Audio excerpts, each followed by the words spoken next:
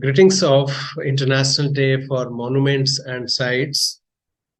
On behalf of Aurobindo Society, Union Territory of Puducherry, I welcome you all for today's celebration and today's discussion on a very important subject, that is the monuments and sites of Puducherry, history, culture, architecture, and international recognition as Pondicherry as a World Heritage City.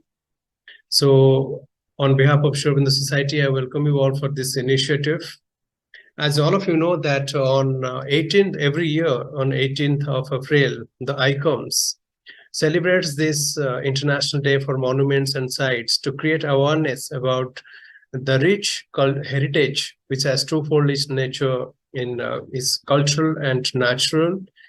And it is really one of the unique examples how heritage is part of the life of a civilization of the people. When we talk about the World Heritage Day, what exactly it is? There are 1,157 properties, 43 transboundaries, 167 state parties, 55 in danger lists, 900 cultural, 218 natural sites, and 39 mixed sites, that is cultural and natural heritage. The UNESCO's World Heritage Initiative this such kind of a huge potentiality of the heritage, which is flourished through the both cultural, natural, and many, including the intangible cultural practices. The aim of the International Day for Monuments and Sites is to encourage local communities and individuals throughout the world to consider the importance of cultural heritage to their lives, identities, and communities, and to promote awareness of its diversity and vulnerability and the efforts required to promote and conserve it. The day is dedicated to preserving human heritage and recognizing the efforts of the organizations that support it. We all know that ancient buildings and monuments are an asset for us and for the whole world. Therefore, World Heritage Day represents a collective effort to preserve heritage around the world. This is really an auspicious day for all of us because we are celebrating this important day, which has its unique message. Today, on this special occasion, we are also celebrating this event with a webinar on monuments and heritage sites of Puducherry, history, architecture, cultural, and international recognition as a World Heritage City. And objective of this webinar is to focus on the important sites and the intangible cultural practices of this land, how it can be part of the sustainable development process, and we hope the cultural heritage, historical changes, architecture styles, policy implementations, and international recognition are some of the important areas of this today's discussion.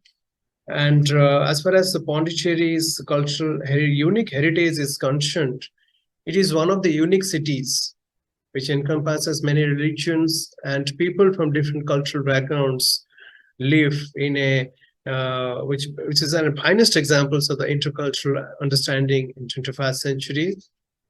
And I'm happy to announce that on this special occasion, we have requested the chairman of the Monument Authority, Professor Kishor K. Basaji, to send his message for this special occasion. And I'm happy to read his message.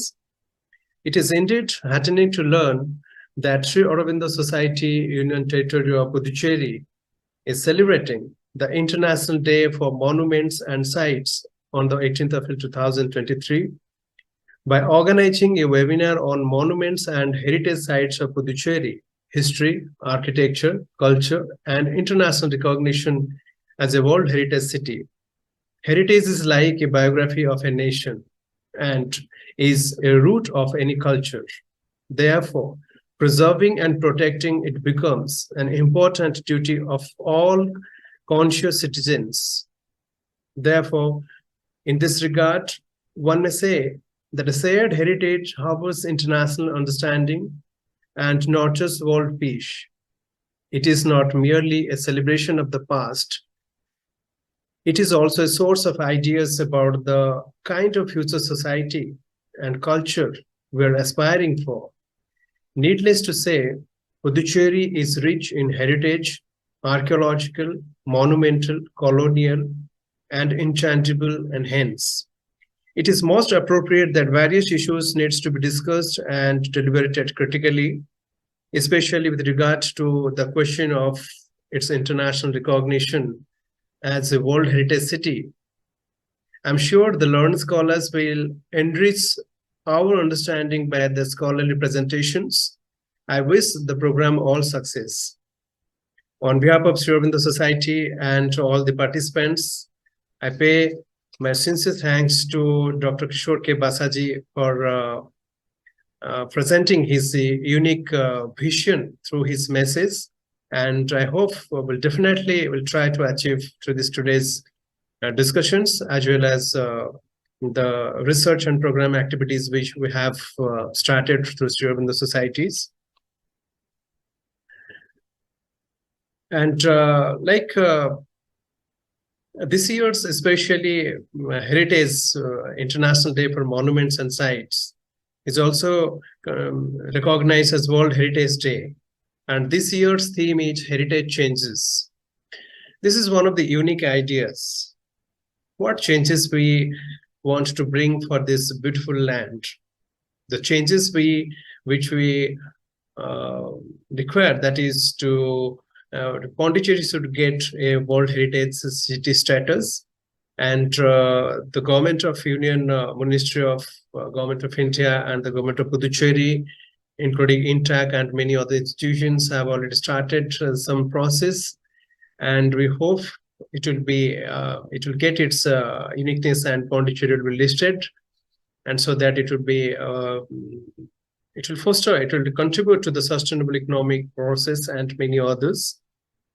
And when we talk about this beautiful land, Maharishi Aurobindo has written, in the songs of the Tamil Alvars, we find it again in another form, giving a powerful and original tone to the images of our old classical poetry. For there it has been sung out by the rapt heart of a woman to the heart of the universe. I am on quote Aurobindo's. When we talk about Puducherry's rich cultural heritage to become as a World Heritage City, it encompasses one of the finest cultural heritage of the Tamil heritage, Rishi Agastya's land. It is considered, and it houses the Arikamedu, the archaeological site, represents the oldest settlements with many empires, including the Romans. And there are many temples. You'll find the Archaeological Survey of India has listed as an institution of national monuments of national importance. And here we find the Franco-Tamil architectures and the natural beauty, especially Puducherry's rich natural heritage, which has its uniqueness connecting different cultures, especially South India with the Southeast Asia. And this land was earlier called Vedapuri, like the tradition of the study of the Vedas were continuing that time. And there are Shaiva manuscripts from the French Institute of Pondicherry, which was included under the UNESCO's Memory of the World Register. And there is also rich manuscripts and inscriptions. Apart from the tangible and intangible cultural heritage, we find many intangible practices, including the oral traditions, festive celebrations, the knowledge practices, the values. These are also important part when we talk about the heritage status of a city, because UNESCO takes into consideration not just the built heritage, but also intangible heritage, such as the cultural values of the place. So, when we talk about the World Heritage City of Ahmedabad, what exactly the heritage city, what makes a heritage city? That can any city becomes a heritage city? How is this heritage city different from any other cities? These questions come to mind when we hear places like Ahmedabad. Take for instance, the walled city of Ahmedabad spread over an area of 543 square kilometers. where people continue to reside in centuries-old wooden residences. And it is not the development of the monuments and places within a city that qualifies for a city's heritage city status. For this, the entire city needs to be everything that is in the developed in a way that is rich heritage and history that is vital to the identity of the locals is also to be maintained. So today we have eminent scholars, those who have joined with us for this today's celebration. And it is really a matter of great pleasure for me to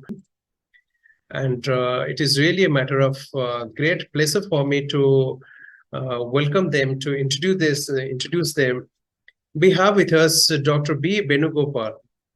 He is an eminent scholar, academician, and administrator who has immensely contributed in developing the Intangible Cultural and Natural Heritage programs. He was formerly the Registrar of National Museum Institute under Ministry of Culture, Government of India. He was the Director of National Museum, Kolkata, Director of the National Museum of Natural History under the Ministry of Environmental, Forest and Climate Change, and also the Director of Honorary Center for Intangible Heritage Studies, Sri Sankaracharya University of Sanskrit, Kaladi. And currently he is the convener, Indian Heritage and Museums Field School, Kochi. I welcome you, sir, for this today's initiative, for sparing your valuable time, and we hope you'll listen a very authentic and significant discussion on today's from you. We have Dr. Shashikant Dasji, Principal from the Tagore Government Arts and Science College, Puducherry. He is called the Green Man, Tree Man, and Forest Man of Puducherry, a man of dynamic visions, and he's a visionary person, and who has made some dynamic changes into the Puducherry by converting this one of the prestigious colleges of Puducherry in many sectors. Dr. Das works as principal in Tagore Government's Arts and Science College since 2017, and he was also the former registrar of University of Puducherry. He holds a PhD from the University of Hyderabad. He began his teaching career as a lecturer with the government of Arunachal Pradesh through the Public Service Commission. Subsequently joined UPSC of Union Territory of Puducherry in 2006. In 2010, he joined the same administration as principal to the UPSC recommendations. He has 25 years of proven experience both in academics and administrations. And out of which 13 years he served as an academic administrator. Apart from his numerous academic laurels, he stands out also for his exemplary work in various social outreach and charity activities. As an administrator, he continuously accepts new challenges and responsibilities, and he has received many prestigious awards, including the Environmental Responsibility and Initiative of the year 2022, and he was awarded Srimati Sakuntala Shakti National Award for Meritorious Work. He has been awarded with many other initiatives like featured in Better India, COVID Warriors, BBC, ANI, NDTV, Google, Reader's Digest, among many others. I welcome Dr. Das for joining us today for this wonderful discussion, and I welcome Professor D.C. Chaubeji, Professor from Indira Gandhi National Center for the Arts under the Ministry of Culture, Government of India. He is the professor and head of the East Asian Studies Program and the Brihatar Bharat project that is run by the IGNC under the Ministry of Culture, Government of India. And his specialization includes, he has a master's degree in history from Banaras Hindu University and PhD on Indian images on China, a Sino-Indian historical contracts between 18th and 20th century from the University of Rajasthan.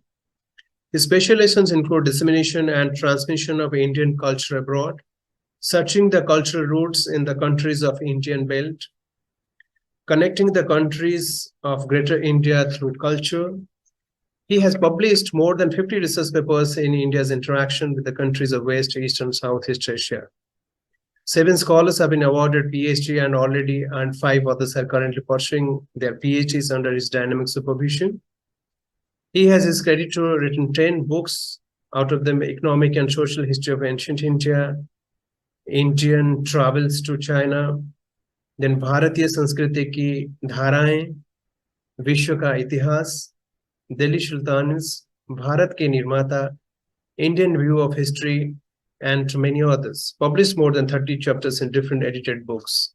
So I welcome Professor D.C. Chaubeji for this today's initiative, and it is really a matter of great pleasure to have you for today's program. We have with us one of the international and eminent scholars, Professor Dr. Mathimaran Natarajan, Associate Professor from the Department of Ecology and Environmental Sciences from University of Puducherry. And he has expertise in teaching in natural resource management, microbial ecology, climate change, sustainable development, multidisciplinary Indo-Swiss research projects. He holds a PhD in natural sciences at the Swiss Federal Institute of Technology, Zurich, Switzerland. During his career in Switzerland as a postdoctoral fellow, senior scientist, and co-principal investigator of Indo-Swiss projects on sustainable agriculture, he was representing the Indo-Swiss Research Network as a guest speaker in Indo-Swiss forums. Dr. Mathimaran Natarajan research areas include many agroforestry, environmental microbiology, and many others. And he has an international exposure while dealing with the natural heritage, and he belongs to Puducherry. And when I requested him, so we are having this today, this international monuments and sites, and we're having an important topic. Will you be able to accept our invitation to be part of this today's discussion on this natural heritage? And we're very much thankful for accepting our invitation and joining us today. We have an eminent speaker today with us, Sri Ashok Pandaji, the co-convener of Indian National Trust for Art, Culture and Heritage, the Puducherry chapter. Mr. Ashok Panda received his education from the most prestigious institution of Puducherry of the Sriaurobindo Ashrams, that is Sriaurobindo International Center of Education. And he specialized in networking and coordination and implementation of projects. And he has contributed in many sectors, including preservation and restoration of architectural heritage and cultural heritage, waste management and natural resources management, developing projects in decentralized cooperation with European cities of urban environment management, and city-to-city networking between Pondicherry and France, and promotion of tourism between India and France. And when we talk about INTAG, no need any interaction because INTAG is a brand. The way INTAG has contributed in preserving the national heritage of India and promoting international understanding, with more than 200 branches all over India, they're doing immensely. They're doing marvelous jobs for enriching the cultural heritage of this land. And I welcome Ashok Bhai for this today's initiative. I also welcome Kishor Tripathy, the Associate Director from AuroBharati Aurobindo Society, Puducherry. Charu holds a master's degree in conservation, preservation, and heritage management from the most prestigious institution, that is the Delhi Institute of Heritage Research and Management from Delhi government. And currently she is pursuing her PhD from the National Museum Institute under the Ministry of Culture, Government of India. Her specialization include cultural heritage management, conservation of the built heritage, and restorations, preservations. And she is also engaged in making exhibitions and documenting the heritage and monument sites in Puducherry. And as far as her association with Aurobindo Society's initiative on culture is concerned, currently she is working on 5 research projects, that is documentation and preservation of monuments and sites in Puducherry, and 1 project in the Vedapuri, the tradition of teaching and learning and system of the Vedas, and also redesign and development of the museums and capacity development programs for the museums and archival professionals, and capacity building program for the artists and cultural professionals, and many others programs. And I'm happy to say that Charu is my wife, and she's part of the Aurobindo Society's initiative on culture and heritage, and she's contributing immensely. She's contributing for the enrichment of this heritage projects in Puducherry. And we are also happy to welcome Ananti ji from, she's a freelance consultant from Puducherry, and she's an architect and specializing in conservation, whose work endeavors to intervene in historic areas to protect the heritage and ensure a better quality of life for the people through multidisciplinary, community-driven, sustainable planning and design. She provides projects-based consultancy services and is an active member of the People for Pondicherry Heritage Group. She has hosted several community events to create awareness of the heritage value of Pondicherry. She holds a master's in architecture and historic urban environments from London. Presently, she is working as independent consultant in architecture and urban heritage projects. She was also associated with Intact Pondicherry chapter on the projects of documentation of Massive Magam Festival, UNESCO tentative list for the Bolvar town, documentary discussing the evolution and future of the Bolvar town. She has also worked with the institution franchised to Pondicherry and a research project on the political economic of crafts, smart city projects in the historic town of Pondicherry and allied urban government and policies.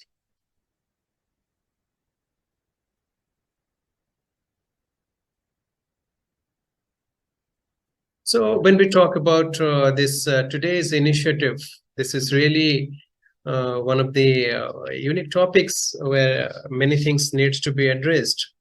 So on behalf of Aurobindo Society, I also would like to welcome today's Lawrence scholars, those who are joined for this festive celebration. We have with us Ms. Gayatri Pandaji, the State Nodal Officer for Ministry of Tourism, Government of India, Dr. Gopal Jayaramanji, the Regional Director from the Indira Gandhi National Center for the Arts Regional Branch from Puducherry, and many expert scholars representing sister organizations under the Ministry of Culture, Government of India. And we have guests with us from the Pondicherry University, Resource Institute of Social Education, then Institute of Advanced Study in Education, Utkal University, Jadavpur University, and Cambridge Institute of Technology, then from IIT Madras, and AVC College Autonomous, Pandit Dindayal Upadhyay Institute of Archaeology, and University of Jammu, and many. And I welcome you all for this today's discussion on behalf of Aurobindo Society. And I'd like to complete with one sentence. Maharshi Aurobindo has written that Pondicherry is the cave of my tapasya. Pondicherry's main identity is it is the spiritual land. It is the Vedapuri. It was the Deva Bhumi, the city of knowledge. We find that the Rishi Agastya established the spiritual identity of this land, and sages and seers like Maharshi Aurobindo and many Siddharths, they have taken their samadhis are available on this beautiful and sacred land. And this city also hosts Maharshi Aurobindo Ashram, one of the finest, one of the greatest ashrams in the Aurobindo Society, by creating to realize the spirit of human unity through the, and Sri Mataji has created the Orville and centralized the Aurobindo Ashrams initiative. And I'm happy to share that the mother is the president of Aurobindo Society, and Aurobindo Society is an international organization which has more than 300 branches all over India and many other countries. It is recognized as an institution of national importance, And the society holds and it is registered, affiliated to the Department of Science and Industrial Research, and the society holds the United Nations Economic and Social Council issue SOC status. And we are very happy to host this today's event under the initiative of the Society under Culture. And we have eminent speakers. It was really a matter of great pleasure to introduce all of them. And they'll be speaking on the World Heritage status, the architecture styles, the conventions, the contribution initiatives, the natural heritage, and many others. So we are really eagerly interested to listen to all the learned speakers today. And with this, I conclude my presentation, and I welcome the first speaker, Sri Ashok Pandaji, is the co-convener from INTAC, and how basically they are creating some initiatives to conserve the beautiful land of this Puducherry, and what are the in terms of built heritage. So what are the major initiatives undertaken by the government to make Puducherry as a World Heritage city? So I request Ashok Bhai to kindly present his views, please. Thank you.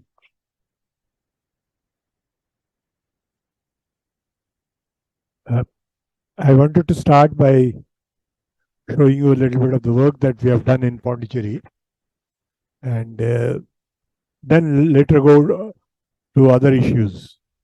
You see, Pondicherry today is known for its architectural heritage, and what is very unique is, you see in this image on our left, the French part of the town, the French quarters.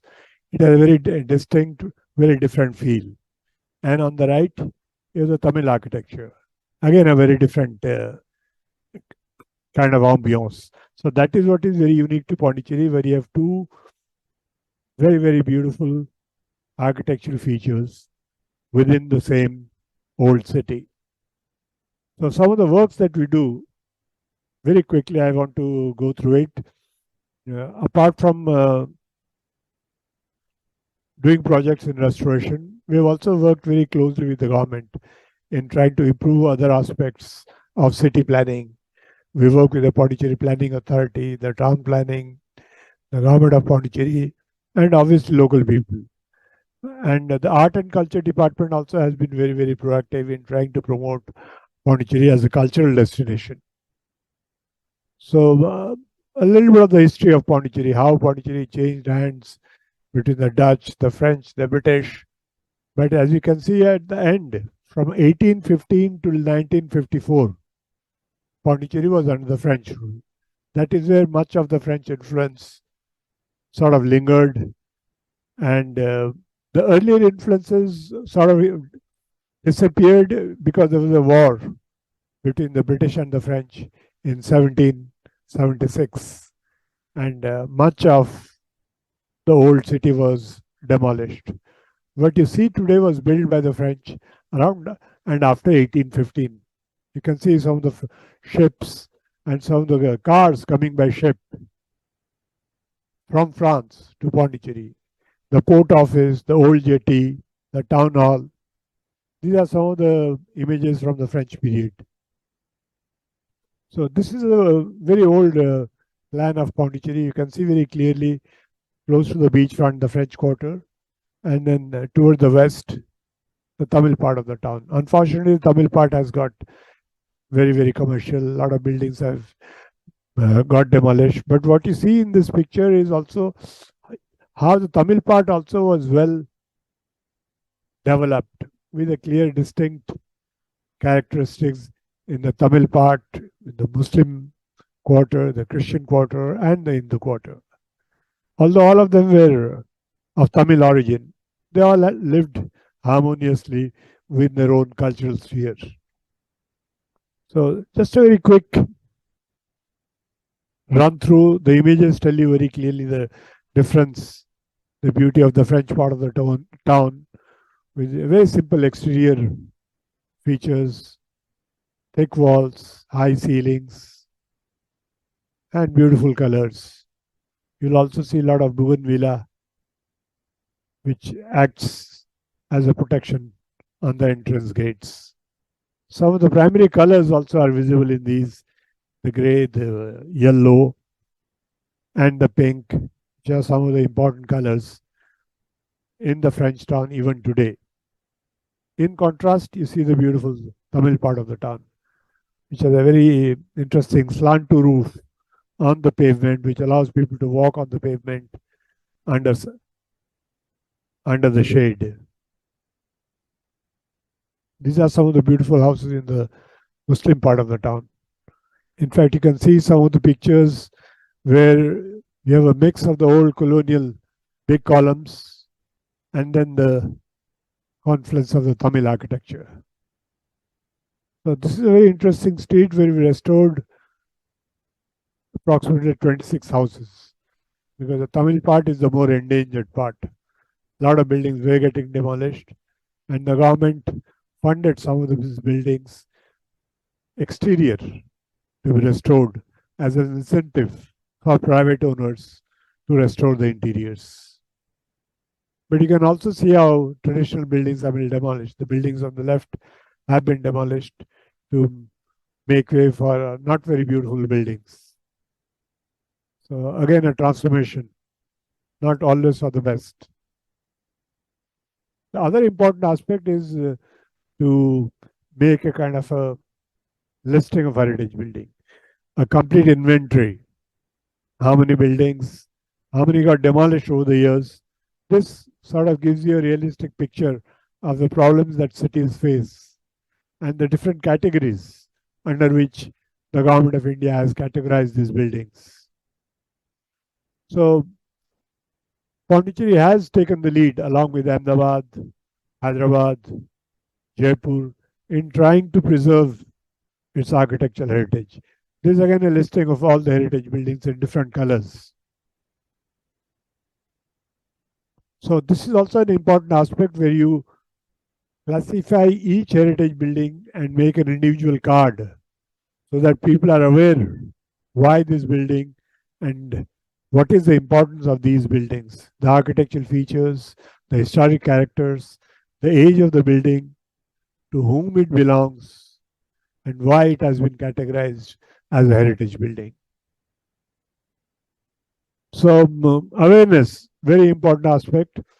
Heritage walks, exhibitions, which we have been doing for the last 20 years, is an important aspect because it creates a kind of interest among the local people. Ultimately, it has to be driven by the people. Any movement, if it needs to succeed, has to be people driven. It cannot be driven by individuals or just organizations. The government, the public, the private sector, everyone has to work together if it has to be a success. So this is some of the important aspects that I want to present. Some of the buildings which were restored. The old port office, which is now a coffee shop, had gone into disrepair. And you can see at the end of at the bottom, how beautiful it has been restored. These are one of the early buildings that were restored for the government. And then you see some of the other buildings. It's a building which was owned by the freedom fighter Subhaya, which in fact he donated to the government. And today it's a museum on the left. And on the right is a small town outside Pondicherry called Tarangambadi in Tamil Nadu, Trangevar, where we restored the governor's bungalow. So how the private sector also played its part. In this picture and a few more, you will see old buildings being restored into heritage hotels. That has been one of the really success stories in Pondicherry, where many old buildings are now being restored, used as commercial property, but keeping the old structure and the old ambiance exactly as it was. You can see the dilapidated condition and how it has been beautifully restored. This is a hotel today, but all these were private homes owned by rich French businessmen. So another guest house. So this is also an important aspect where what we call adaptive reuse, how old buildings are being reused with modification. It's important to note that buildings need to change as per the prevailing lifestyle. We cannot remains static exactly as it was. Attached baths, open spaces, balconies. These are the few additions that we have done to this building, and it continues to retain its architectural heritage character, yet gives a new life as a heritage guest house. Little bit of the interiors. A lot of wood is used, as you can see. This is again a Tamil house, in contrast, which we restored, added a first floor, and it's one of the finest heritage hotels today. So important changes, but keeping the intrinsic architectural characters of the Tamil quarters. Some of the pictures, interiors. So elegance is personified, whether it's new or old. You can see how these furnitures, the decor matches the heritage character. So this is an interior of a Tamil house restored. You can see wood was cheap in those days. So a lot of teak wood has been used. So this again is a very old building in Tarangambadi, which was an old Danish settlement called Trankebar. One of our most difficult restoration projects, where a building was restored, and now it's a heritage hotel, very close to the sea.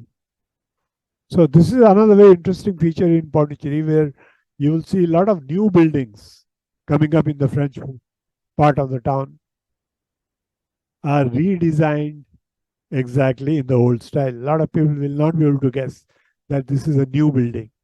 It has been completely built keeping the old exterior in mind.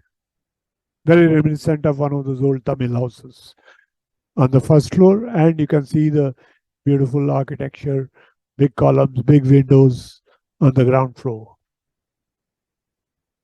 So this is again an interesting feature where you have a mix of the old Tamil and French architecture. So this is again a very old building, which is one of the first hotels. It was called Grand Hotel d'Europe, Grand Hotel of Europe, which has been recently restored. So this is again to portray and to show how the streets, the commercial part is expanding with no sense of beauty in its architectural interface. In contrast, what you see here is actually new buildings. They're all completely new buildings built as residences, mostly as private hotels, or as partly commercial and private, but it is in style as you would see in the French part of the town. It has retained exactly the same exterior. A lot of people think these are actually old buildings, but these are new buildings designed in the old style, especially in the exterior. Again, some more examples. So the idea is to maintain a harmonious streetscape where you see a continuity of the architectural features. So this was a very important project where European Commission actually funded a few pilot projects in signages, non-polluting transport, conducting walks, waste management, street facade. So this was also a very important learning process where we realized, along with the restoration of heritage buildings, we also need to maintain a beautiful urban streetscape, an urban space where people don't litter garbage, where you have non-polluting transport. So these are some of the interesting aspects where Pondicherry has adapted, where old buildings are being restored, streetscape are being maintained, and new buildings coming up retain the old architectural features. So keeping that in mind, in fact, Pondicherry was invited to an exhibition in Shanghai, in China, the urban best practices under that theme. In fact, a replica of an old Tamil house was built there to showcase to the public. Pondicherry's French influence is again very much visible. This is a project where we worked with the French government to have a partnership to improve the urban infrastructure. The former governor of Pondicherry and the former minister were present during this signing of agreement. So these are some of the current projects where government buildings, schools are being restored. So the next important step is to get Pondicherry notified under the UNESCO World Heritage status. Three important achievements. We have a heritage regulation, we have a heritage committee, and buildings have been notified. These are the first three important steps where the government actually worked very hard to get it accepted and notified both private and government buildings as heritage buildings which cannot be demolished. Buildings have been actually notified through a government order.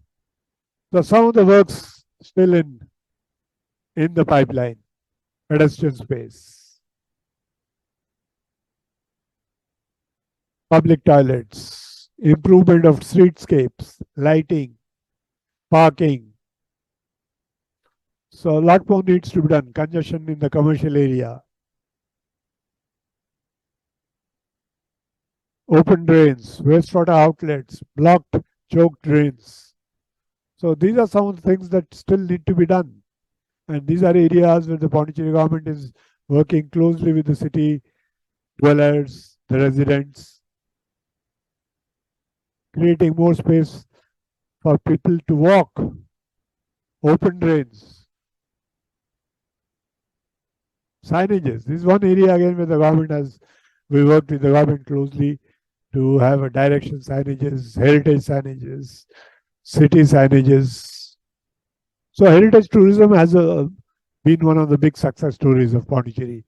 People come and stay in these heritage buildings to get the feel of the place, take these walks, go around the French part and the Tamil part to look into the unique character of Pondicherry's architectural heritage. So this is a government notification to save some of the buildings, and the next step to get Pondicherry into UNESCO. So the UNESCO step is important because it not only gives us a kind of a improvement and a kind of a holistic touch, and also puts us in touch with the international community through UNESCO. And it also brings the other aspect of Pondicherry, which is still a lot of work under process, is the cultural heritage of Pondicherry. It's happening. Again, the confluence of the French and the Tamil architecture, the French and the Tamil cultural aspect of Pondicherry is also now gaining prominence. Lot of diverse associations, INTAC, Aurobindo Society, the People for Pondicherry's Heritage, the Department of Art and Culture. There's a lot of work to be done in preserving the cultural heritage of Pondicherry. The Pondicherry Heritage Festival has been, in fact, in place now for the last 10 years, where apart from the architectural heritage, we are also working on the cultural unique characteristics of Pondicherry. Thank you very much.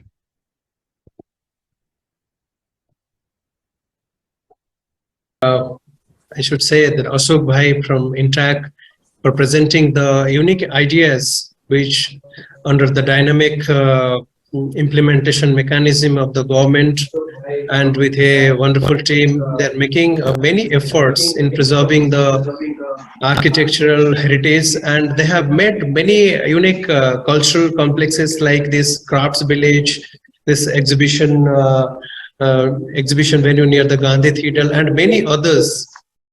And this is really one of the unique contributions by the Intac and in connection with, in collaboration with the Pondicherry government and many other institutions. And we will have some discussion on this topic. First, may I now request Dr. Sasikanji, the principal from the Tagore Arts and Science College, to kindly share his views, please.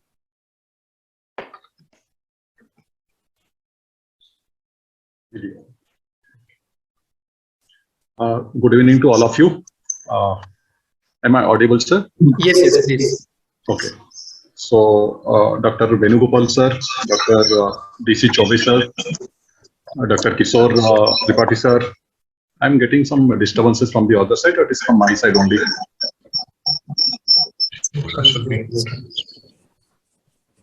Yeah, okay. Dr. Ashok Panda sir, then Dr. Madhivaran Natarajan, Dr. Tripathi, Charu Tripathi, and Mrs. Ananti, and all these people, those who are viewing me, and Madam Gayatri is also there. So many other people, Dr. Gopal is also there. So at the outset, I just want to extend my congratulations, greetings on the day of World Heritage, because and all those people, those are involved in protecting natural and cultural sites.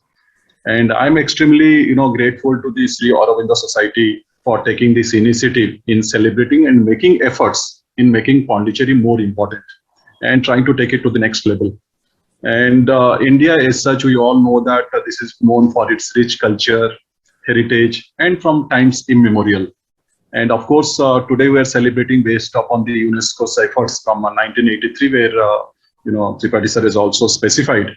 And 2023 is basically heritage and its changes. And what I want to emphasize over here, that age of now we have almost 40 heritage sites by UNESCO. Out of that, 32 is natural, 7 is 32 is cultural, 7 is natural, and 1 is mixed one. So these are the 3 types we are having.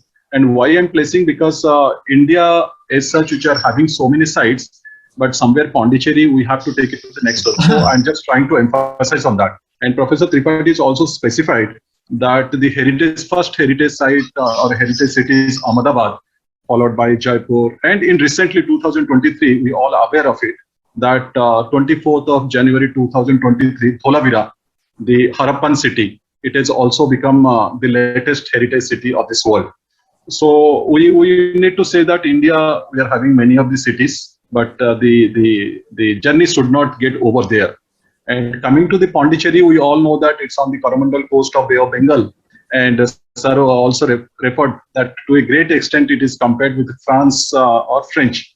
The perpendicular streets, the river divides the town, and we all know that how it has been, the confluence of religions. What India is depicting, Indian heritage, art, architecture, dance, music, flora and fauna, and social philosophy.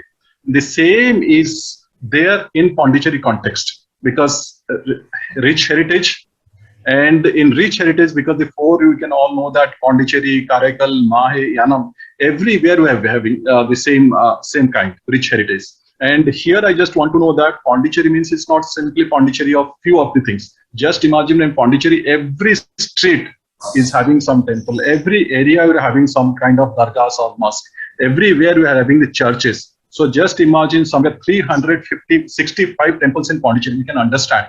And the beaches, the ponds, like the Osudu Pond or the Kanagal Lake, and the legacy of the French governors, the ashram, needless to say, and the Ai Mandapam, and Manakula Vinayagar temple, and most importantly, the Arikamedu, which we have been forgetting, or due emphasis has not been given in due course of time, because the Roman context, almost 2,200 years of old heritage that has been there.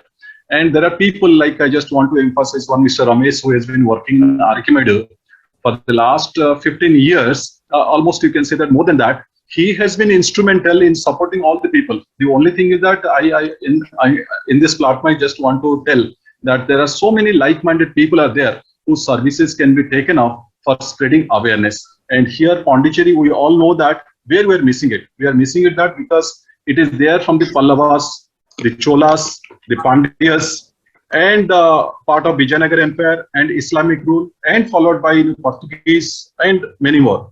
The British, the French, the British, all those people are there. So Pondicherry, which is having almost 290 square kilometer, it's a little France, you can say that little France in India. So that is where I just want to emphasize on that. So coming to Pondicherry, I just want to tell that, see, I'm not talking of Pondicherry, I'm talking a suburban of Pondicherry, that is Karaikal.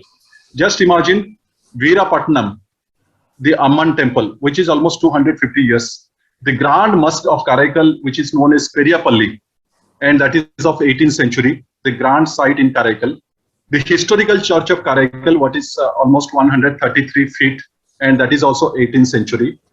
The Kanduri festival, which is almost 14 days, which goes in Karaikal, and that is very important in Karaikal. It goes for 14 days. The Ammayar Koil, why I'm emphasizing? Because Pondicherry means Pondicherry. Along with Pondicherry, we have to talk of the Karaikal or the Mahe and Yanam. So just referred in Karaikal because I spent almost 8 years in Karaikal. So I thought, why not this is a platform I can use to talk of Karaikal also. And coming to Pondicherry, we all know that this Vedaswari, Vedapuri, we are talking of almost 250 years. And what is the most important, most of the other temples in North India, some other, where the Rajas has constructed. But here, the most important, the Divans, the public, that is most important. So here in this context, I want to say that we are having a rich heritage in Pondicherry. What is missing out? Maybe the awareness, spreading awareness. People have started doing, Aurobindo Society has started doing, many other Ignaka is doing it, many other people, but we have to take it to the ground level. What is missing? Every temple is having its history, every church is having its history, but somewhere we are not,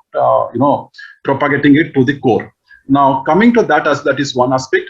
The second aspect which I want to say, today you are talking it's in a heritage, but how it has become a heritage, that is most important. Somewhere it was just a building, somebody constructed it, and over a period of 50, 60, 70, and 100 years, it became a heritage building. So I just referring that what is the meaning of heritage. So I was just thinking it's a property which can be inherited or inheritance. So I thought, why not we should also create some kind of heritage for the future. So in that context, I just wanted to tell that I'm more interested into the urban forestry. I'm more interested into taking off Pondicherry to the next level of creating urban forests, because an educational institution, I thought it has to be started. Many places can be started, but from educational institution, I just wanted to create a process of environment heritage. That is what I wanted to coin is environment heritage. So I just want to give a small slides here. People share. Yeah, correct. You are sharing, right? So this is what the college which I became the principal in 2017 did. This is Tagore Government Arts and Science College, and this is my 7 years of strenuous work. And today I feel that when I could see the changes, I feel it's unthinkable. Even I could not dream it. So, well, the first picture you can see that it was not having anything, and second picture has become changed. And this is all started. This is how the college looks like, because I don't want to take much time, so I'm just going in a glance. And this is what we have started in 2019, 20, 21, 22. Same place, same plantation, and how the changes is happening. So I thought, why not we'll talk of the environment as an heritage also. And this is how the first page in 2017, last page, the building is not visible. You can see only the forest all around, this forest. And this is the green orchard next to our library building. This is how the building looks like. The place where it was mostly a garbage center has become a park. It has become a park. So that is what the changes. And this is the next page. We have created our Santiniketan, because this is known as the Santiniketan of South India, and this has been referred in Indian Express. The abode of peace, the silent revolution, and Santiniketan of South India. And this is what the vegetable, just imagine in 2017, where the college was not having any flowers. No, needless to say, it was a 15 acres of land with a few trees here and there. Nobody was looking at. Under the circumstances, bringing this college to this level is a herculean, but it's a pleasurable. And I must want to thank all the student community and the teaching community for supporting me in this venture. And where I was finding very tough to have a single flowering, now we have almost 35 varieties of flowers here. And this is the apiculture we have created in this college. So the purpose is that giving some kind of employable opportunity to the students. So this is the pond, because today also you can see how the CAG and the auditing are all talking of the problems in Pondicherry. And this is where we have created our water system, because where many of the lakes are drying up, we are creating our lake here within the campus. So this is a heritage we thought of. And in the last 6 years, we could able to reach us almost 45 lakh liters of water into this small pond of 40 by 60. And these are the people, those who visited. And these people, those who visited, you can see the list.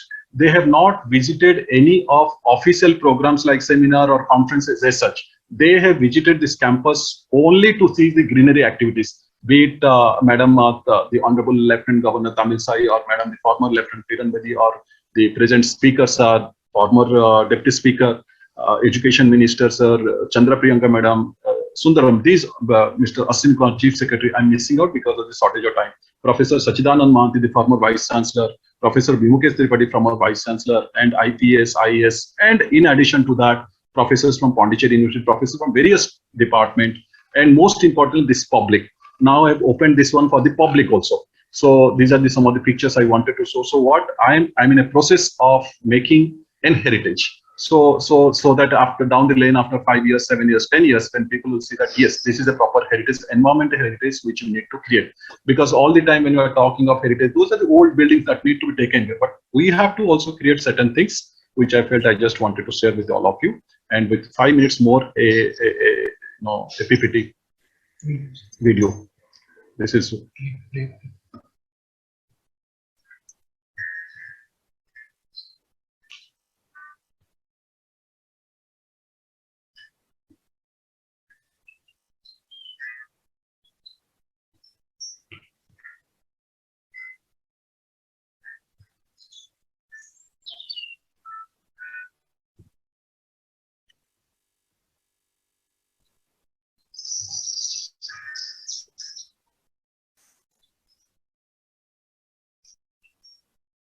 This is the college. I cannot understand.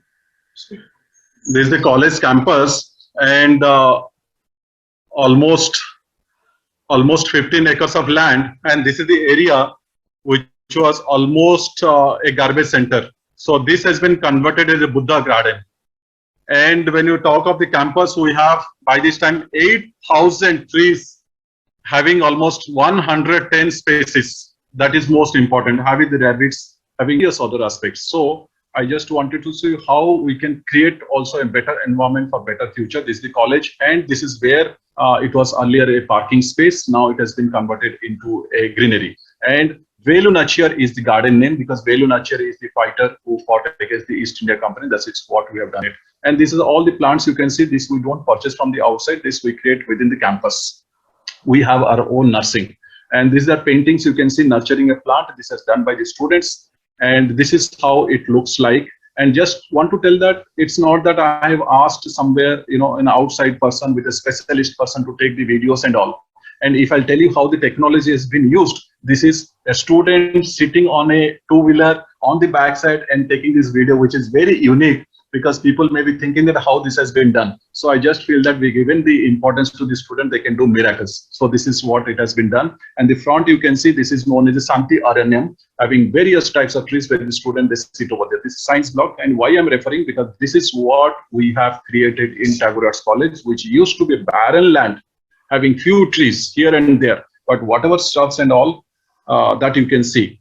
And everywhere, whatever we have been used, it is not that we have purchased any of the new things. It has been all the old things, damaged things, that has been reused. That is what important, because we are talking of how people will start giving importance only when they are also growing in that process. Just hydraulic kind of plantation, and these are the plantation we have put inside the corridors in the science department. And these are all the pipes you can see. This is all wasted pipe. This is not new pipe. This is all old ones. So this is what we have been creating as an environmental heritage. And just imagine, I have shown you that this was a library where 5 years before only the building was visible. Now you can see that there's no building. This is one of the important aspects. Corona Memorial Garden, one of the unique in this country, I can say, where we have devoted with people, those to whom we have lost. So in their memory, we have created this memorial park, and we plant over there. So by this time, almost 2,500 saplings has been planted. And just imagine after 5, 7, 10 years, what will be this? So this is an heritage in the process, in the making. So this is the plantation, and many of the people, those who come in their memory, we just plant one tree. They plant.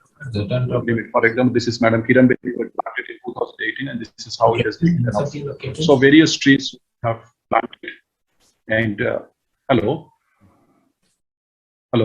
Yes, sir. Yeah, you're audible. Please. Sir, am I okay, sir? Please continue, sir. Please continue, sir. Yeah. So this is a pond which this is a pond which is created. this is a pond which I've created and which stored almost 46 lakhs liters of water. And this is the forest that we have created. This is the creation in the last 6 years. This is a creation of last 6 years. And this is what we have created, students sitting under the benches and all, and so that they can link themselves with this nature environment. So my agenda is that 21st century is basically a problem, because we are talking of 2022, when we are talking of heritage and climate.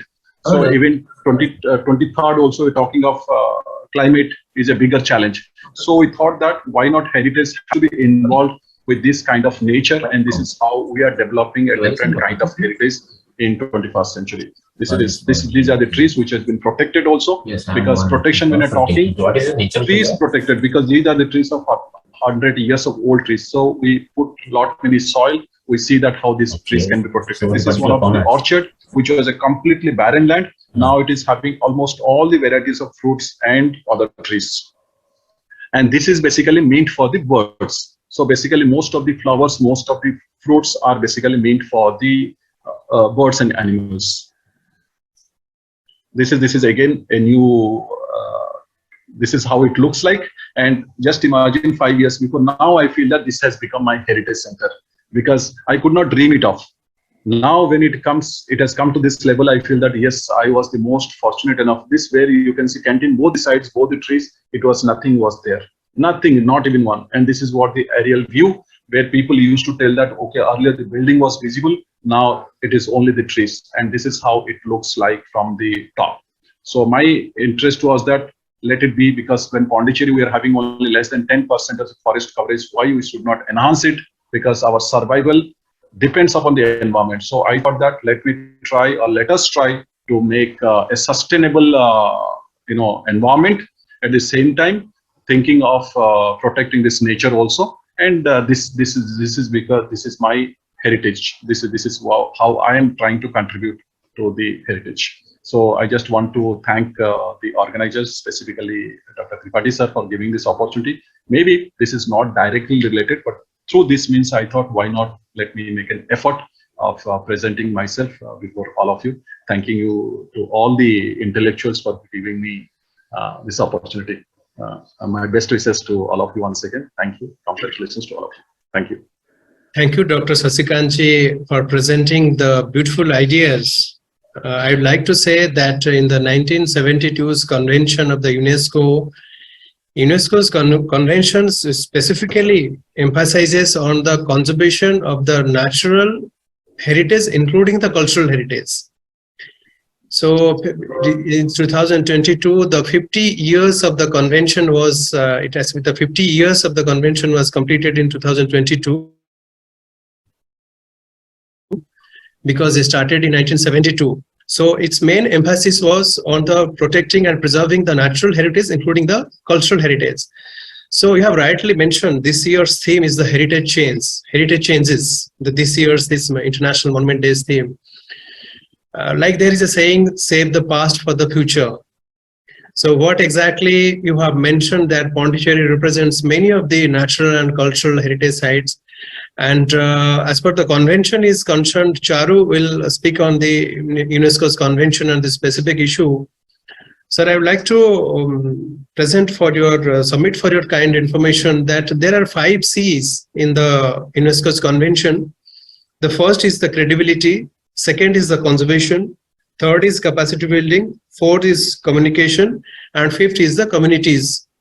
So you have rightly mentioned about the activities, and especially the activities which you have proved through the Tagore Government Arts College environment you have changed. This is really one of the finest examples to preserve the natural and cultural heritage of Puducherry. And you have mentioned about many sites about Karaikal, Mahe, Yanam, which needs to be documented. It should be properly presented, and I hope it will be part of the tangible heritage process of this land. And thank you so much. We will have a detailed discussion on this topic. Now I request Dr. B. Benugopalanji. Thank you so much. Thank you so much. Namaste. Dr. B. Benugopalanji has submitted his, due to some technical issue, he has shared his video. I will just wait.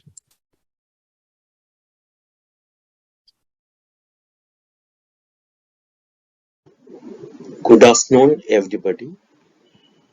Hello to all participants of the program being arranged on the occasion of the World Heritage Day 2023. I will be concentrating more on the potential of Arikamedu as a World Heritage Site of the UNESCO. Let us see the importance of Arikamedu in this context.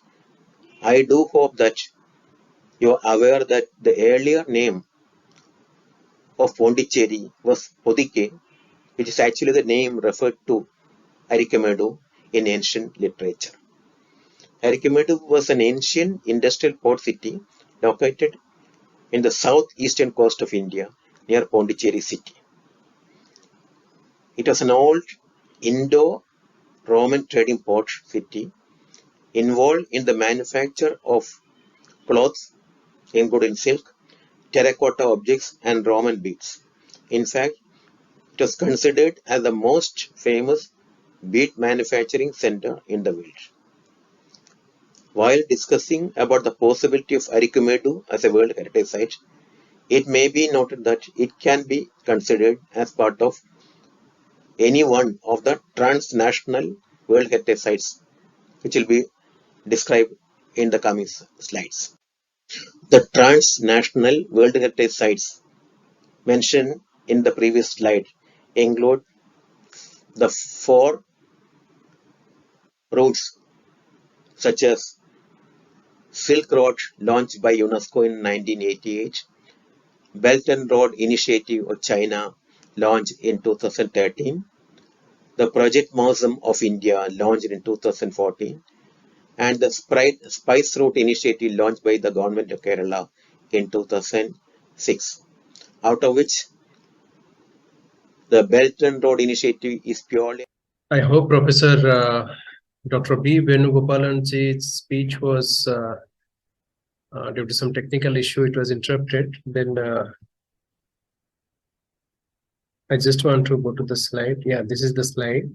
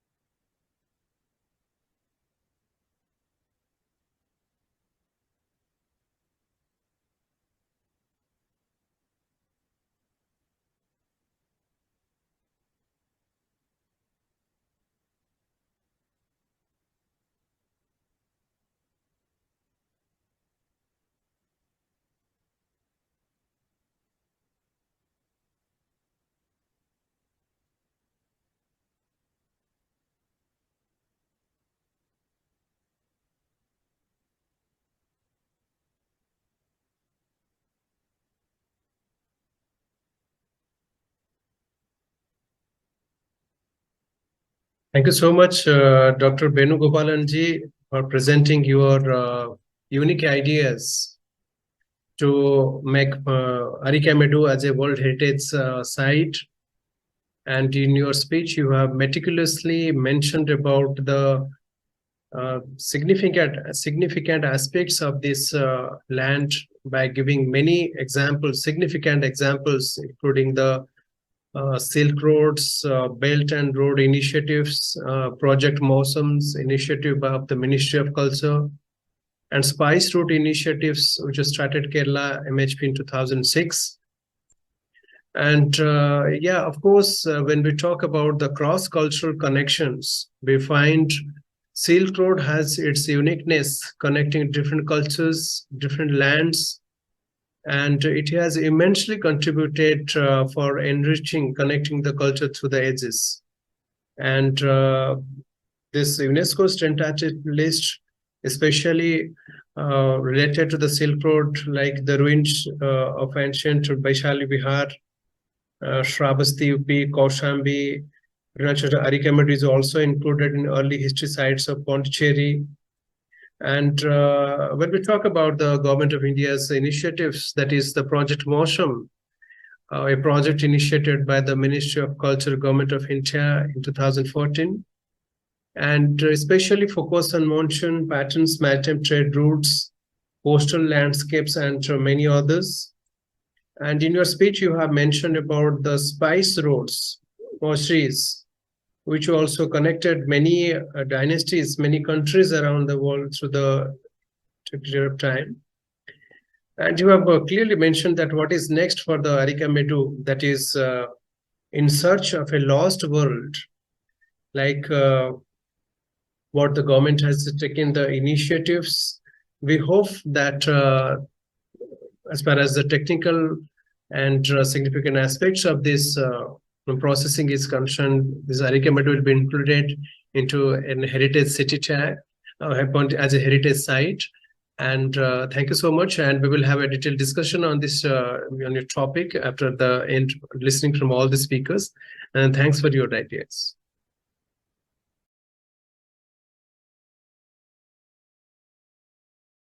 For inviting me in this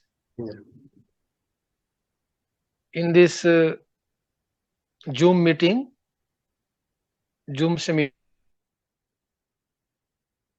Before going on main topic of heritage of Pondicherry and surroundings, I am just requesting you that what IGNC is going to be complete in the field of Brihatar Bharat, that means India beyond India.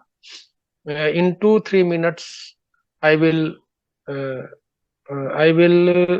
express my views on this.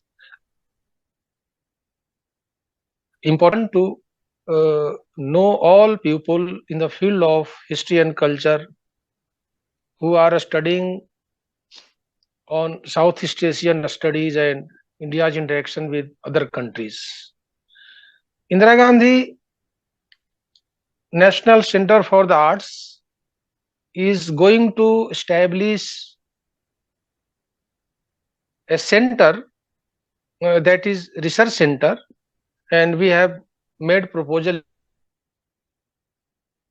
in the Brihatar Bharat Research Center, Digital Repository and Archives.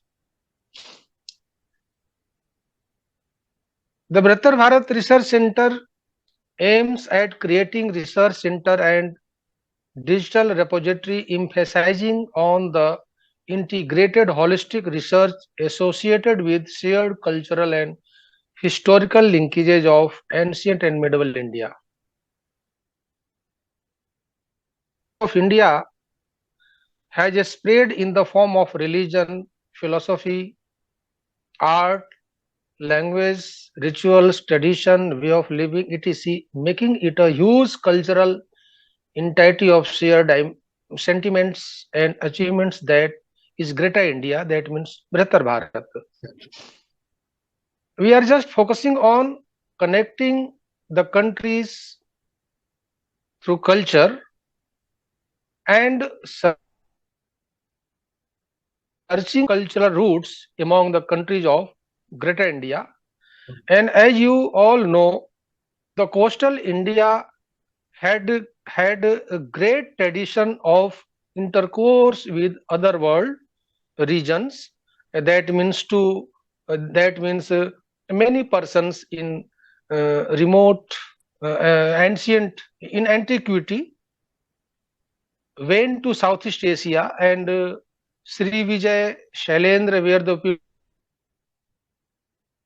people, and they had created a huge empire in the island of Indonesia, and in those times that were called Java and Sumatra. And in popular culture, this whole land was known as Golden Pherosonis. Pondicherry is very important place. Its ancient name we found in historical works as perhaps ancient name of Pondicherry, and there are huge corpus of golden Roman coins had been discovered from this area, particularly from Paducah and Arikamedu. So the Indira Gandhi Center for the Arts, Indira Gandhi National Center for the Arts focus on all kinds of common cultural heritage, either they are in India, other countries. So, Kishore ji, this is very important topic and very relevant meeting on this historical monuments and this heritage you are just going to organize, and you are focusing on this kind of heritage study. So we can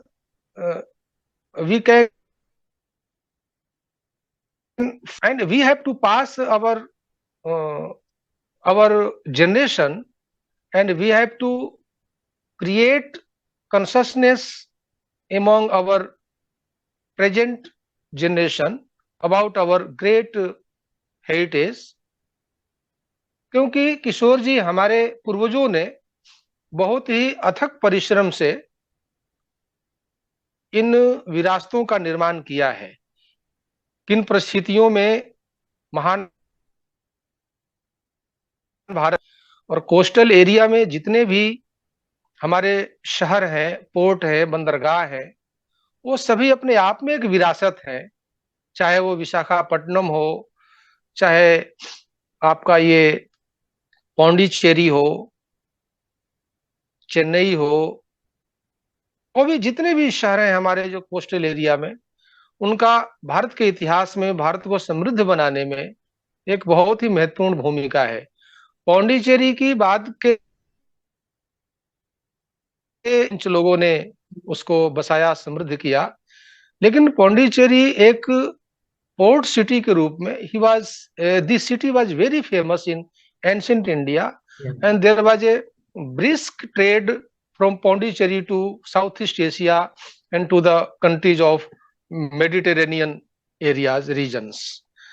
तो पौंडीचेरी के heritage के ऊपर आपने इस प्रकार के conference का एक विचार विषय का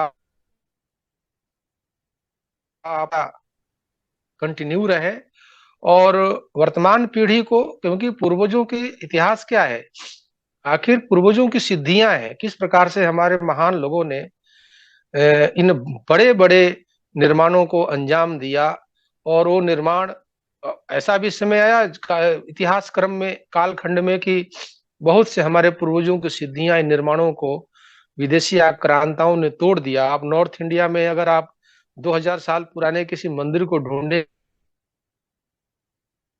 तो 100 साल पुराने, जबकि भारत मंदिरों का देश रहा है, भारत महलों का देश रहा है। कुम्हरार की खुदाई से when Mauryan palace was discovered at Kumrar by archaeologists, they had believed that man could not create or construct this kind of huge palace. Megasthenes कहता है कि इतना विशाल भवन तो कोई साधारण मनुष्य, मेगास्थनीज को दक्षिण भारत के मंदिरों का, महलों के बारे में जानकारी नहीं रही होगी, वरना अभी भी जो हमारे मंदिर, पुरी का जो भगवान जगन्नाथ का मंदिर है, लिंगराज टेम्पल जो भुवनेश्वर का है, और भी साउथ के जो बड़े बड़े मंदिर हैं, इतनी उनकी विशालता है, किस प्रकार से 50 टन वजनी आमलक को उन मंदिरों की चोटियों पर चढ़ाया गया होगा, जबकि ये एक परसेप्शन है कि निर्माणों को संभव बनाया है, लेकिन 50 टन का मीनाक्षी मंदिर का आमलक या बृहदेश्वर मंदिर के ऊपर जो हमारा जो शिखर है कैसे ऊपर चढ़ाया गया होगा, ये अपने आप में मॉडर्न इंजीनियरिंग के लिए एक अजूबा का विषय है। तो इस प्रकार से जो ये आपका एक जो ये अटेम्प्ट है, प्रयास है, congratulation to you for organising such wonderful and interesting historical subject for consciousness or for the development of academia। तो आपको मैं बहुत बहुत बधाई देता हूं कि इस प्रकार के विषय को आप लेते रहें, और कभी कभी हम मॉन्यूमेंट फोकस्ड भी होकर के काम कर सकते हैं, उसे एक मॉन्यूमेंट का पूरा इतिहास A to Z हमें ज्ञात हो जाएगा। सिटी फोकस्ड हो, रीजन फोकस्ड हो, और साइट या टेम्पल फोकस्ड हो, तो अच्छे से कंप्लीट करने में या उसके अध्ययन में, स्टडी में काफी सुविधा होती है। आपने मुझे कुछ समय के लिए बोलने का मौका दिया। I am very grateful to you, and again I am congratulating you for organizing such a wonderful and having good academic output conference on this topic. Thank you. Thank you. Thank you so much, Professor Chaube sir, for enlightening us. And in a very short span of time, you mentioned very important points like IGNC. As you know, that I was part of this prestigious institution for more than 7.5 years. And I was part of the IGNC's Area Studies Initiative, especially Southeast, Central, and West Asian countries. We did the work. And you very clearly mentioned about the divinity of this land, because Pondicherry is considered as a spiritual land. It was called the Vedapuri in the ancient times. You mentioned about the Roman tradings, especially those artifacts like those coins. And if you'll visit to the Pondicherry Museum, you will find many historical artifacts where we can trace the history through this. You have also mentioned that this maritime heritage, like this Southeast Asia's, South India's connection with the Southeast Asian countries through the Roman tradings in the ancient times. And when we talk about the cultural exchange, especially the area study programs, the South Asia has a huge potentiality to connect with the Southeast Asian countries. And we are very glad that the IGNCA is establishing the Brihatar Bharat Research Institution and Digital Repository, and being the national institutions in promoting Indian art and culture and heritage in a global basis. This will be really one of the unique findings, and definitely we will collaborate in many areas. And thank you so much. And I just want to say you very meticulously informed how our heritage is unique, and how our like heritage is a legacy of the past. What our predecessors they have given to us is the heritage, and India's real identity is its culture. And thank you so much for presenting your views on this particular date. And I would like to submit here that on this special day, because it is the day of International Day for Monuments and Sites, and this year's theme was Heritage Changes. So when we planned for this event, we invited experts like you, and we are very much thankful to IGNC and to you for accepting our invitation and sparing your valuable times. And especially based on the theme, Heritage Changes, we really want a change to bring to this land, that is to Pondicherry to become a heritage city to a World Heritage City. It should, because Pondicherry has its uniqueness, many cultures intermingled in a small land. And Maharshi Aurobindo's he stayed here and he mentioned that Pondicherry is the cave of my tapasya. Sri Maharshi Aurobindo has mentioned that. So this land also belongs to many Jiva Samadhi sites, many temples, unique temples are there. But definitely we will work, and we have also taken into note your and one minute, Kishore ji. Yeah, please.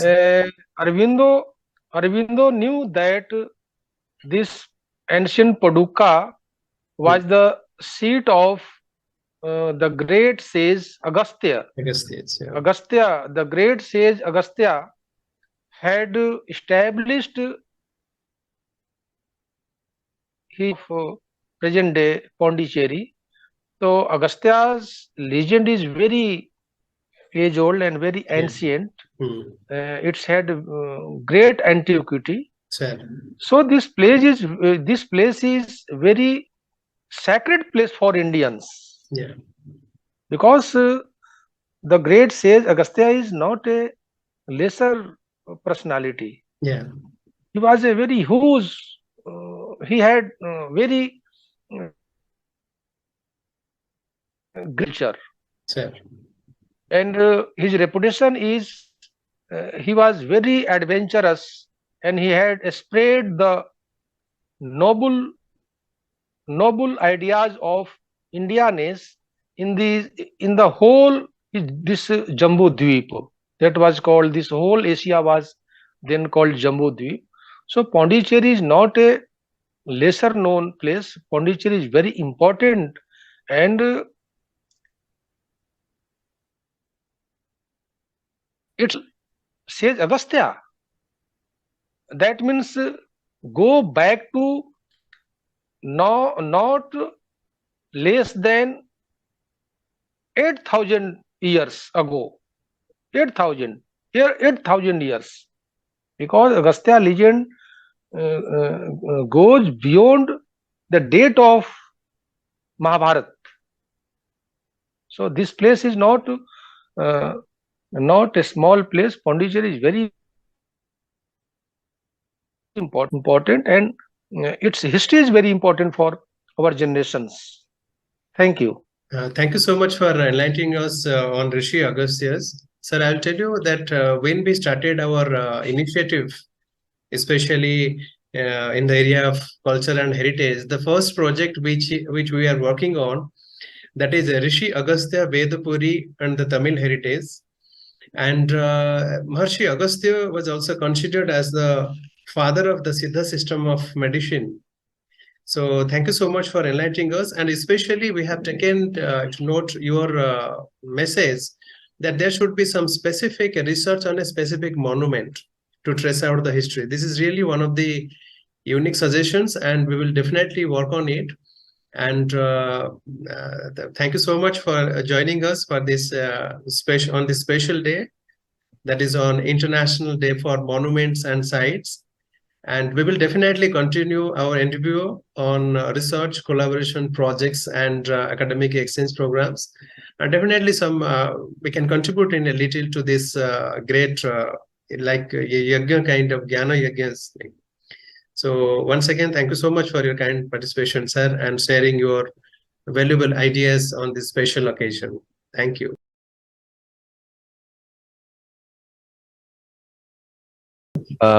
Yeah, good afternoon to you all who had joined for this afternoon. And first of all, thank you. I'd like to thank Sri-Aurobindo Society, particularly Dr. Kishor, who had invited me for this wonderful session on this heritage. Am I audible? Yes, yes, please, sir. Okay. So we have seen quite some information about from the previous speakers. My presentation on that topic would like to share on specifically on natural heritage point of view. I like to also of course, my presentation will also have some thing already discussed by previous speaker. Just quickly, I'd like to share my presentation. One second. So I couldn't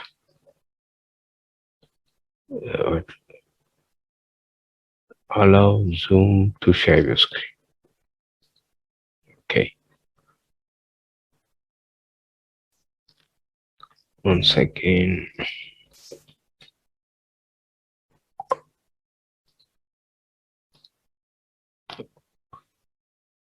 So I have to briefly quit and join back because my Zoom starting. Yeah, please. Yeah. Please.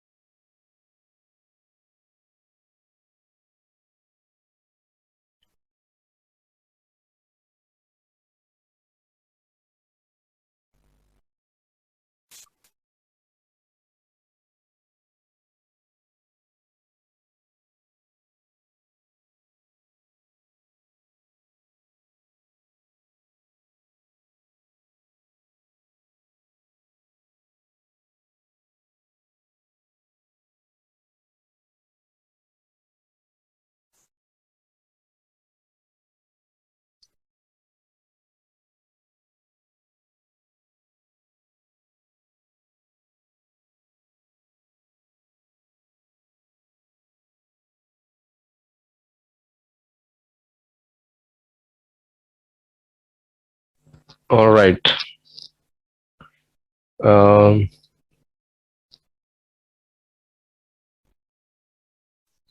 Here it's okay. Is my slide visible? Yes, yes, yes. Okay, good. So as I said, I put it in the full screen. Okay, so well, we have seen also from the previous speakers that that particularly Pondicherry being very touristic, of course, with a very diverse, not only in terms of people from different states, but also very diverse in terms of biodiversity aspects. I'll just bring out some point of view in terms of in the context of natural heritage. Um, well, so most of you know, because many of the students have joined here, I just want to especially new from our university, Pondicherry University. This is quite clear that Pondicherry is geographically, uh, isolated area, and then bringing it in the context of particularly in heritage context, we have to be very particular what we are talking about. Pondicherry, as such, the main city here, also the Yanam or Karakal, Mahi. But for today, I think when we are talking about mostly about the territory here in Pondicherry, we have seen from the previous speakers, particularly about the land cover, everything. So I just quickly skip those, but bringing out mainly what it means natural heritage. Most of you know that we have also heard now. So it's kind of the entirety of biodiversity, as you see in the slide, encompassing plant, animal, ecosystem, everything. So what exactly that would bring in terms of the government of Puducherry along with the Sriaurobindosociety Society and other stakeholders, who are, as you all most of you know that there is a great effort being done currently to bring in Puducherry as one of the heritage city under UNESCO. Of course, this is a long road, and perhaps maybe we are in the very early stage of bringing out that. I just want to bring that how it's a very long process. Of course, you can have a look at it in the World UNESCO website, what it means bringing a city into a heritage. It's there is a long list of criteria, as you see in the slide. I don't want to read through much of it, but rather why I bring this slide is that for most of you who are new, particularly the students who are here, who have joined this session, it's a huge effort that every city or every city which want to claim this UNESCO World Heritage List. There's a lot of components that includes, how much value traditional system involved in that city and so on. So we have in India many of those, and of course worldwide there are so many heritage city. But my idea to bring some focus for this session is particularly, as you see, point number 10. So one of the criteria or component is that heritage, in the sense bringing out natural habitat and in situ conservation, some kind of biological component, biodiversity and conservation efforts. So keeping in mind that it's not only the heritage as such, there are different components, as you all we have seen, the cultural part, and of course the infrastructures, and then the other component obviously is the biological natural parts. So all these put together makes one city really under the World Heritage List. And as we all know, many cities in India are part of World Heritage, UNESCO World Heritage Center, for example, Ahmedabad. And nearby also, well, there are cities as well as kind of, as you all know, kind of landmarks like Mamallapuram. This is one of the heritage sites. And of course, Western Ghats itself a heritage site in a different perspective.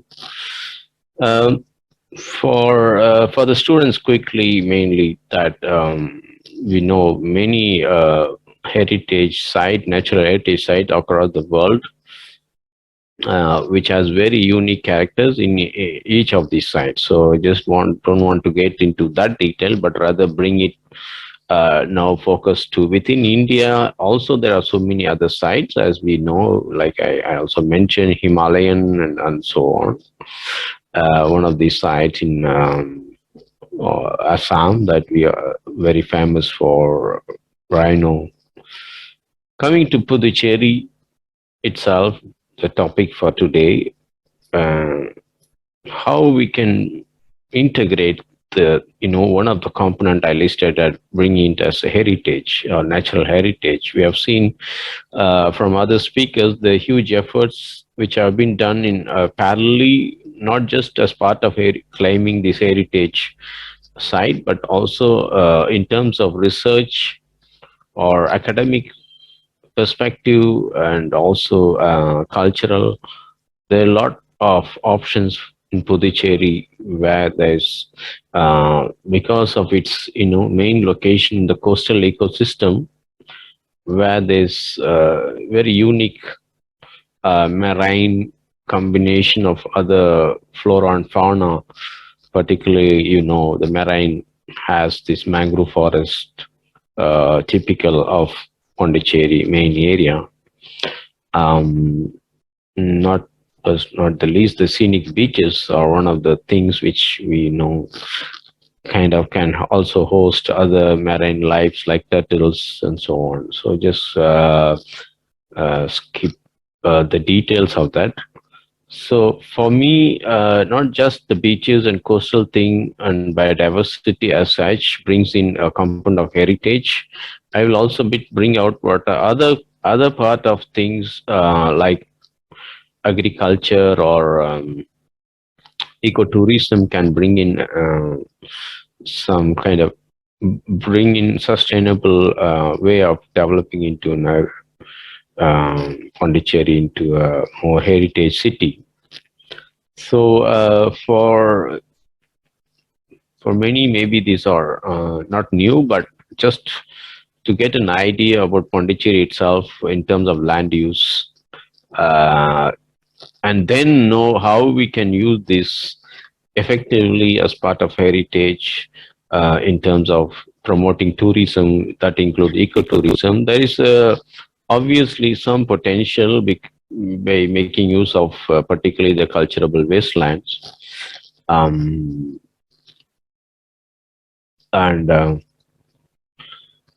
also the fallows. Of course, fallows, the land where the crops were not grown. So getting into some details of forest as such in Puducherry, that doesn't exist in terms of natural forest, but there is a little patch. Surprisingly, there is even Department of Forests where Puducherry lacks actually sufficiently in terms of classifying a region as natural forest. But the Forest Department, obviously, of course, it's there, and they are engaged in other way of trying to improve the green area in Pondicherry. So that is something in terms of bringing the other components. There are also parallel efforts where we can include the stakeholders. So as you see, these 4 areas within Pondicherry, the main region. So for some of you might be new, those who want to know Pondicherry, all these 4 regions across India. So Pondicherry is very scattered and isolated in Tamil Nadu, intermittent with Tamil Nadu area. And the green areas you see here on this, we have here, all the water bodies and forests. Forest in the sense as we know very little, not really, but it's just classified as um, lateral and swamp forest for Pondicherry. So I'd like to bring to the attention of mangrove specifically as part of promoting the cultural heritage, as also as part of academic and research perspective from the university, Pondicherry University's role into involving activity, also students, particularly from the Department of Ecology and Environment. Of course, also other colleagues of mine also involved, also the previous colleague, previous faculties associated with the department. I had worked on mangrove. I'll bring out some component. So why I'm bringing that, obviously there is so-called recorded forest area in the Pondicherry, which we can integrate into the ongoing efforts of bringing Pondicherry into World Heritage, but also combined with improving conservation efforts. So these, as a whole, in the effort to bring Pondicherry in the World Heritage map, our role as the university and academic, also students' participation in terms of dissertation or PhD could take part in this, obviously. So there is a lot of scope in improving the productivity of mangroves, and some of the studies already, there are quite many publications, well, not many in the sense in terms of promoting conservation, but rather more information or data pertaining to mangroves. So this is one such study which they have mapped with, I think, obviously with also Aurobindo Foundation, as you see. So the main message is the Pondicherry region south is breeding ground for aqua and fauna, and they have seen potential role to bring to promote mangroves.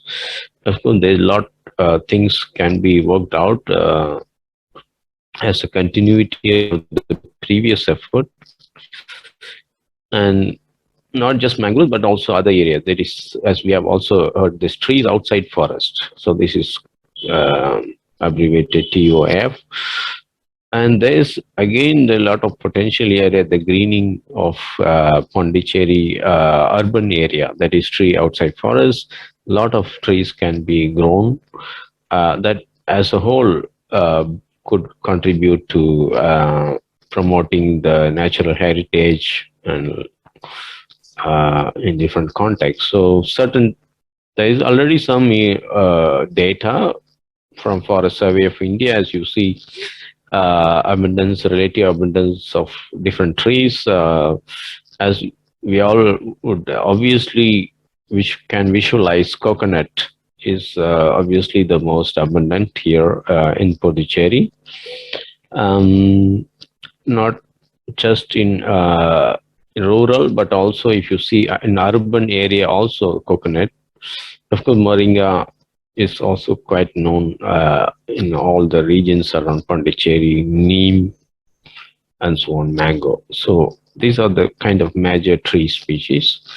So when we want to promote urban greening, there's still a lot of scope for introducing other trees as well that might be useful for local community, and of course it should also match with cultural aspects. So that's why that's how the concept of ecotourism or sustainable tourism could be promoted by including different flora, fauna, and obviously at the end it all should match. It should be worked in tandem with other departments, say agriculture, forestry, university, and of course the NGOs, and like including societies like Sriaurobindosociety. Society. I think all put in table, we have a lot of things which can be worked out together to bring in different components within the World Heritage, and of course within that also promoting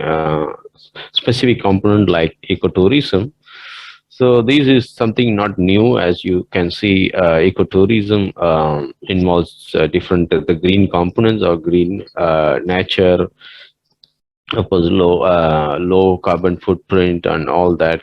It's not new. So I just think. So one of the thing I would say, I think some of you might agree, or maybe there might be criticism.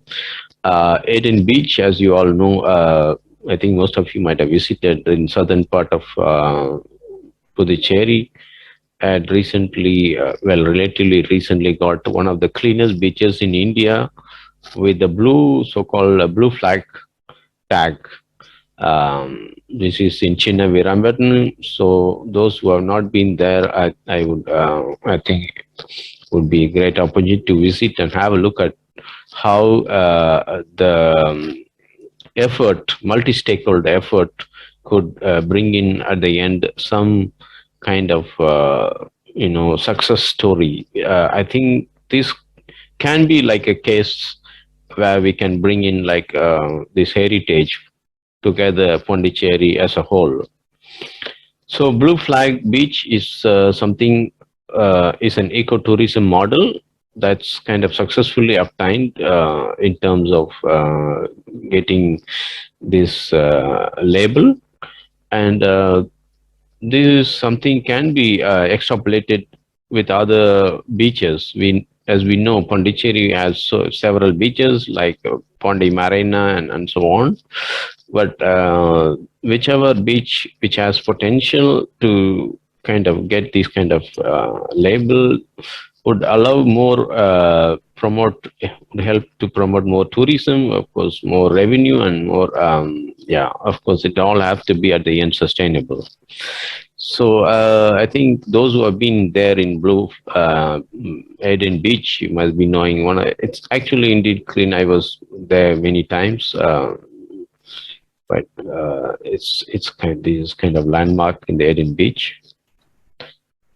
So last but not least, I'm just concluding with another perspective of how natural heritage can be also linked with agriculture, so-called agricultural as a natural heritage. For I think this must be something for at least some of you new, because this is also introduced by not by UNESCO but Food and Agriculture Organization as established so-called globally important agricultural heritage system. So why I brought this also specifically, I myself my core expertise in agricultural field or agroecology would like to kind of bring in also this component as much possible. So we have seen mangroves, other natural thing in Puducherry. So this is somewhat, I would say, still not yet explored area in Puducherry perspective, so-called agricultural heritage system. So some including India, there are agriculture heritage system, as I think some of you might know, in Kerala, Kuttanad, below sea level farming is one of the agriculture heritage system. But that doesn't mean we can put everything into a heritage system. But what is there already existing in Puducherry, specific agriculture practice can be promoted, that can be a traditional knowledge and so on. So you could also go into look at more details into this website for this topic.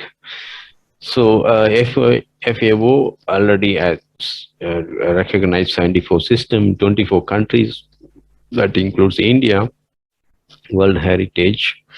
This is kind of map of agriculture heritage around the world. So if not in the main Puducherry, there might be option to link with the Mahe or Yanam or other Karaikal.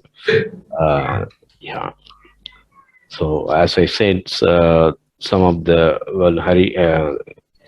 agriculture heritage that includes Kuttanad and some of those in India, that includes also in Odisha one side Koraput traditional agriculture. So obviously, because historically also Pondicherry linked with many agriculture activities in the past, that includes crop diversified, growing diversified crops. But now what had happened is many things have moved towards mostly paddy system in Pondicherry. If you go around Pondicherry, you might see everywhere rice, paddy fields. Okay, so but not just only paddy field, there are also other activities. One thing is kind of revisiting and bringing in back the old traditional knowledge of agriculture from Pondicherry perspective. One study that includes also from Pondicherry University, our previous faculty, Professor Poyamuli, had also carried out some analysis how Pondicherry area can have sustainable farming system, and obviously there is a lot of interest now specifically for Pondicherry promoting organic farming, and these have been brought already long back, almost 11 years back, showing that there is a great potential for promoting organic farming in the area compared to inorganic farming, which also obviously brings out more sustainability into that. All right, with that, I just kind of end my presentation and leave it later for any questions or discussions, if any, from the participants. All right. Thank you so much, Professor Mathimaranchi, presenting the grand natural heritage of India, and especially focusing on the challenging factors to nominate Pondicherry as a World Heritage City.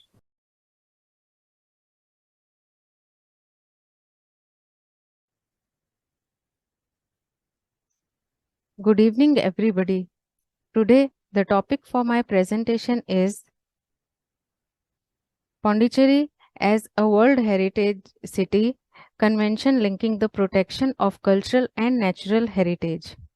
My present includes two things. One is World Heritage Mission and Convention, and second is a possibility of Pondicherry as a World Heritage City. What is World Heritage?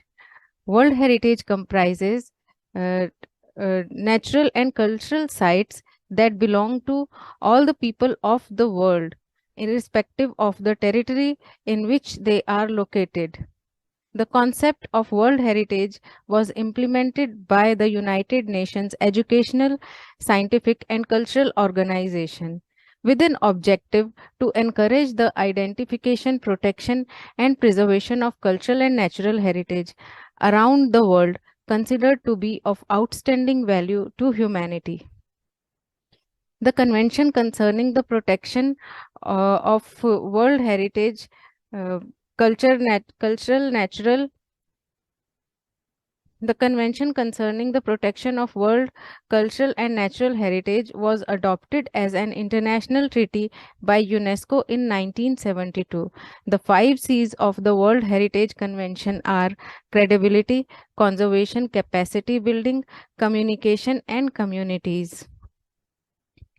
The credibility means strengthen the credibility of the World Heritage List as a representative and geographically balanced testimony of cultural and natural properties of outstanding universal value.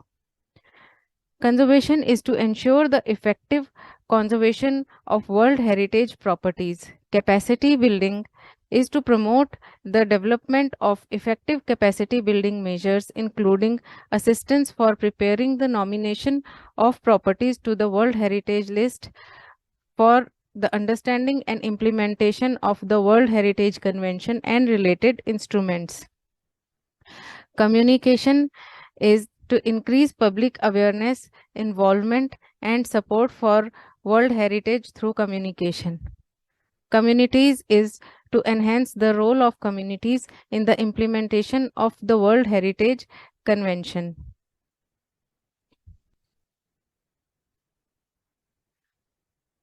The development in convention are in 1972 adoption of the Convention concerning the protection of the world cultural and natural heritage. In 1975, a rectification was done and the list of World Heritage in danger was created with establishment of the World Heritage Fund.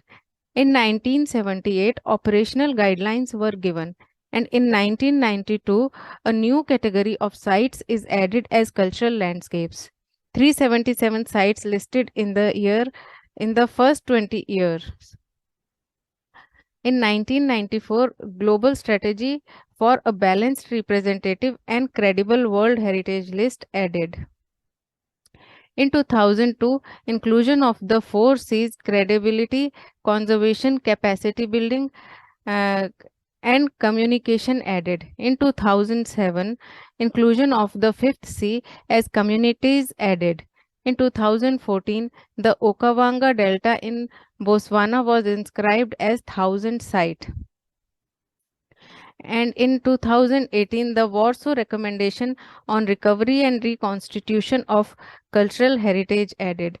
2022 was the 50th year of the convention. UNESCO World Heritage Mission includes to encourage countries to sign the World Heritage Convention and to ensure the protection of their natural and cultural heritage, and encourage state parties to the convention to nominate sites within their national territory for inclusion on the World Heritage List. As far as the possibility of the nomination of Pondicherry as a World Heritage is concerned, Pondicherry presents a vibrant cultural and natural heritage. As far as the cultural heritage of Pondicherry is concerned, it represents unique features of different forms of heritage, including oral traditions, festive celebrations, built heritage, archival collection, and natural and eco-cultural heritage. We find a rich tradition of handicrafts, woodcrafts, pottery, metal craft, etc.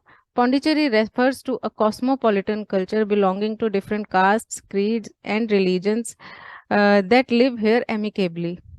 As per UNESCO's operational guidelines, for the implementation of the World Heritage Convention, UNESCO takes into consideration not just the built heritage, but also intangible heritage, such as the cultural value of the place. When we talk about the basic criteria mentioned in the 5 C's in the World Heritage Convention, we see how this city has provided the basic principles such as built heritage. ASI has listed Arikamedu. Arikamedu, the archaeological site, represents the oldest settlement with many empires, including Roman.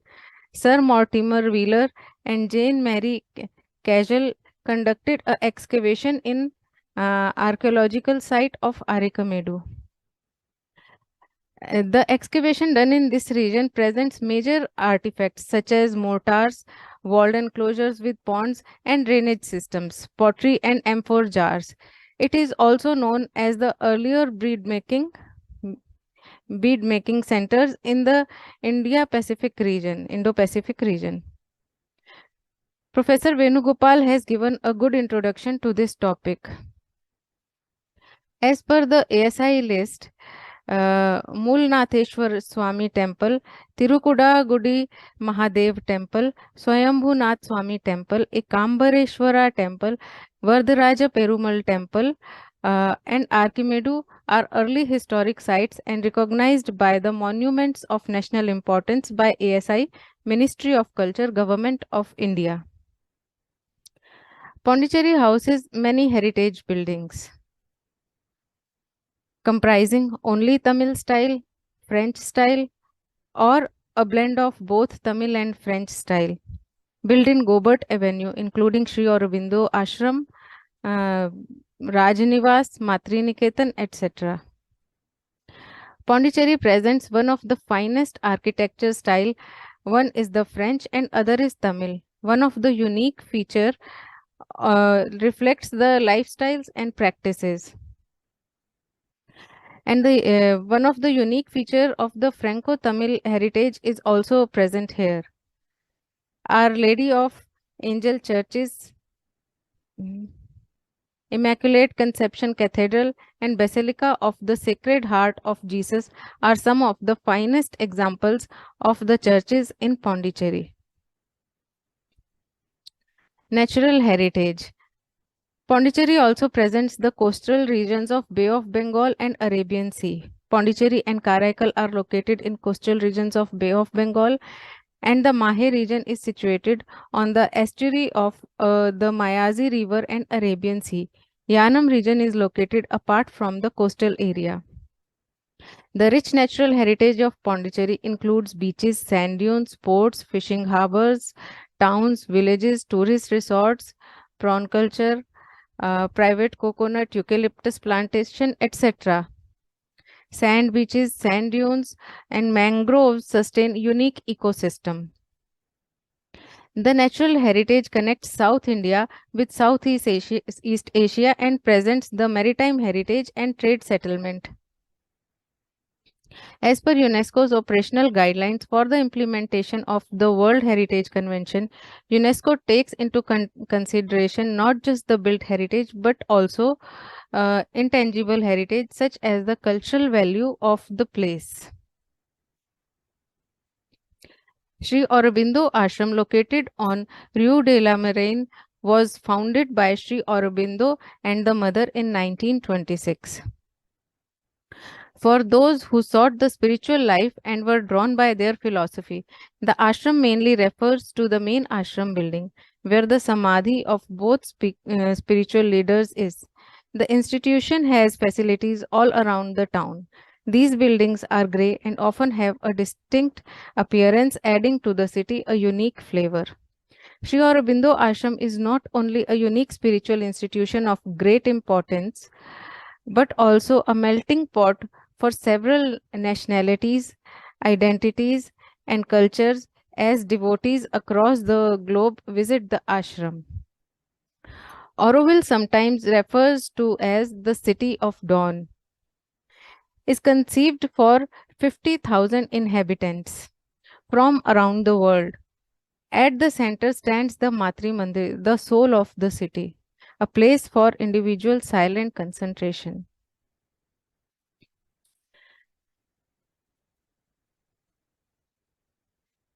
This land was earlier called Vedpuri, the center for the study of Vedas.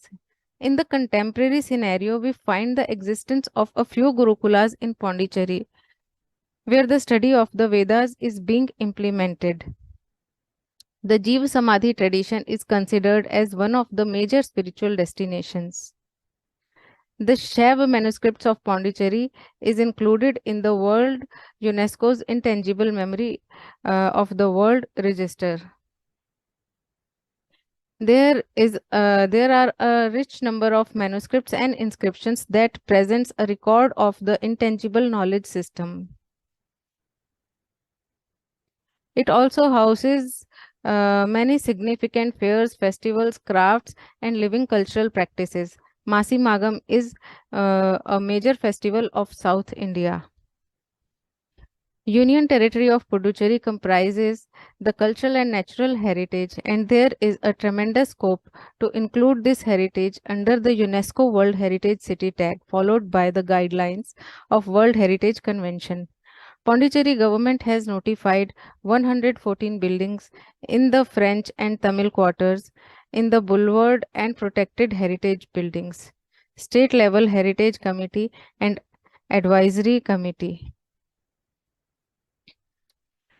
I would also like to present the projects we are doing.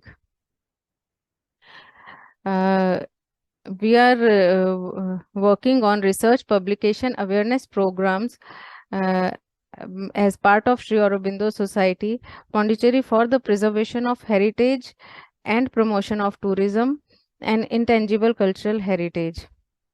We are working on redesign and development of museums, training and capacity building programs for the museum professionals. We are doing documentation of heritage sites and monuments, and creation of digital repository is in process. As part of intangible cultural heritage, we are working on a project Gurukul, which includes documentation and preservation of Vedic chanting as intangible cultural heritage and also outreach programs. This is our upcoming program, Capacity Building and Training for Artists and Cultural Professionals. This is on 1st June. We have started a project, India and the World, under the International Cultural Relations Initiatives, with an objective to explore the age-old historical and socio-cultural relations between India and other countries, based on research, publication, interaction, collaboration, and cultural exchange programs. We have already done 3 programs under this. One is India-US relation, second is contribution of Sufan Singh for intercultural understanding with special reference to the works of Sri Aurobindo and the Mother, and third is India-Central Asia civilizational linkages. And our upcoming program is International Conference on India and France with special reference to Pondicherry. We also collaborated with Pondicherry Heritage Festival recently, and we did some symposiums under that collaboration. One is Cultural Heritage Conservation and Sustainability with reference to Pondicherry. Another is Tamil Heritage, Linguistics, Cultural and Socio-Economic Advancement. Symposium on Sri Aurobindo on Indian Cultural Heritage. And also we were part of awareness program for school and college students. Bal Sanskriti is one of the major project of AuroBharati, which is towards creativity and integral development. I hope the rich heritage of Pondicherry can be preserved, sustained with the collaborative effort by the government, private organizations, stakeholders. We welcome you all for your support for this noble initiative. Thank you.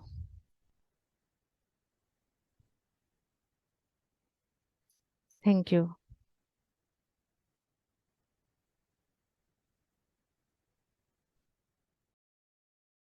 Thank you, Charu, for presenting the UNESCO's convention and the guidelines for the inclusion of a heritage site or a heritage city. There are many sectors which needs to be addressed, including the tentative list, the state parties, the preparation of the dossier, which are the technical parameters for the submission of a proper element, specific elements to the UNESCO. And in your presentation, you have given special emphasis on the tangible and intangible cultural heritage, because these are the integral part of the sustainability of a cultural tradition. And we will discuss more about this. And thank you so much for your presentation. May I now request Dr. Chaubeji, are you there? Okay, I think due to some technical issue, is not connected. Anandiji, are you here? Anandiji? Can you hear me? I'm here. Yeah, please, on your video, yeah, say. Yeah.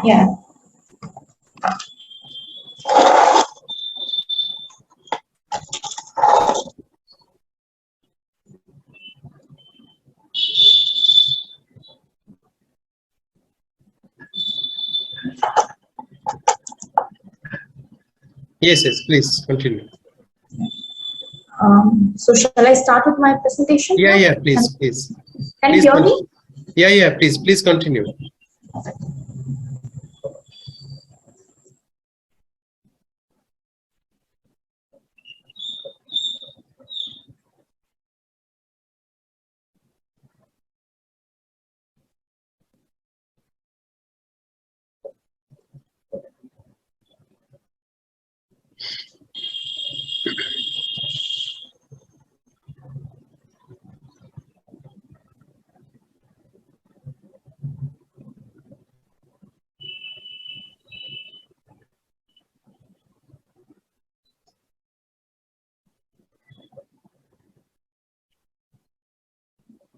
So thank you for inviting me for this event.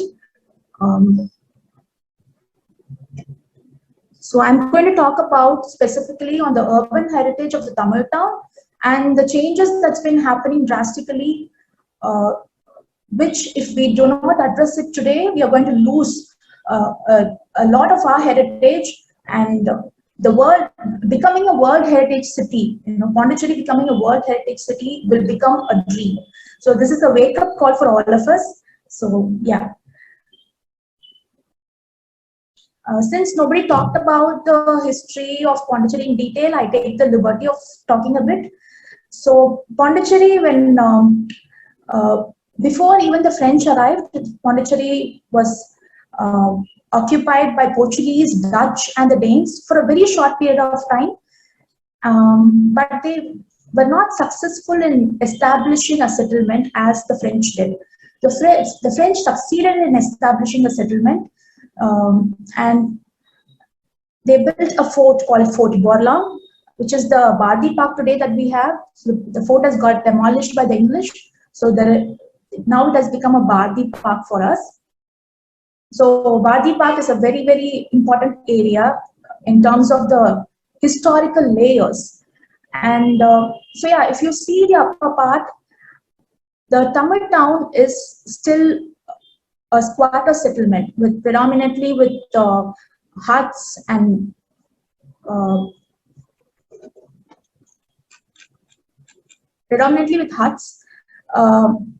so there's not much of a development there.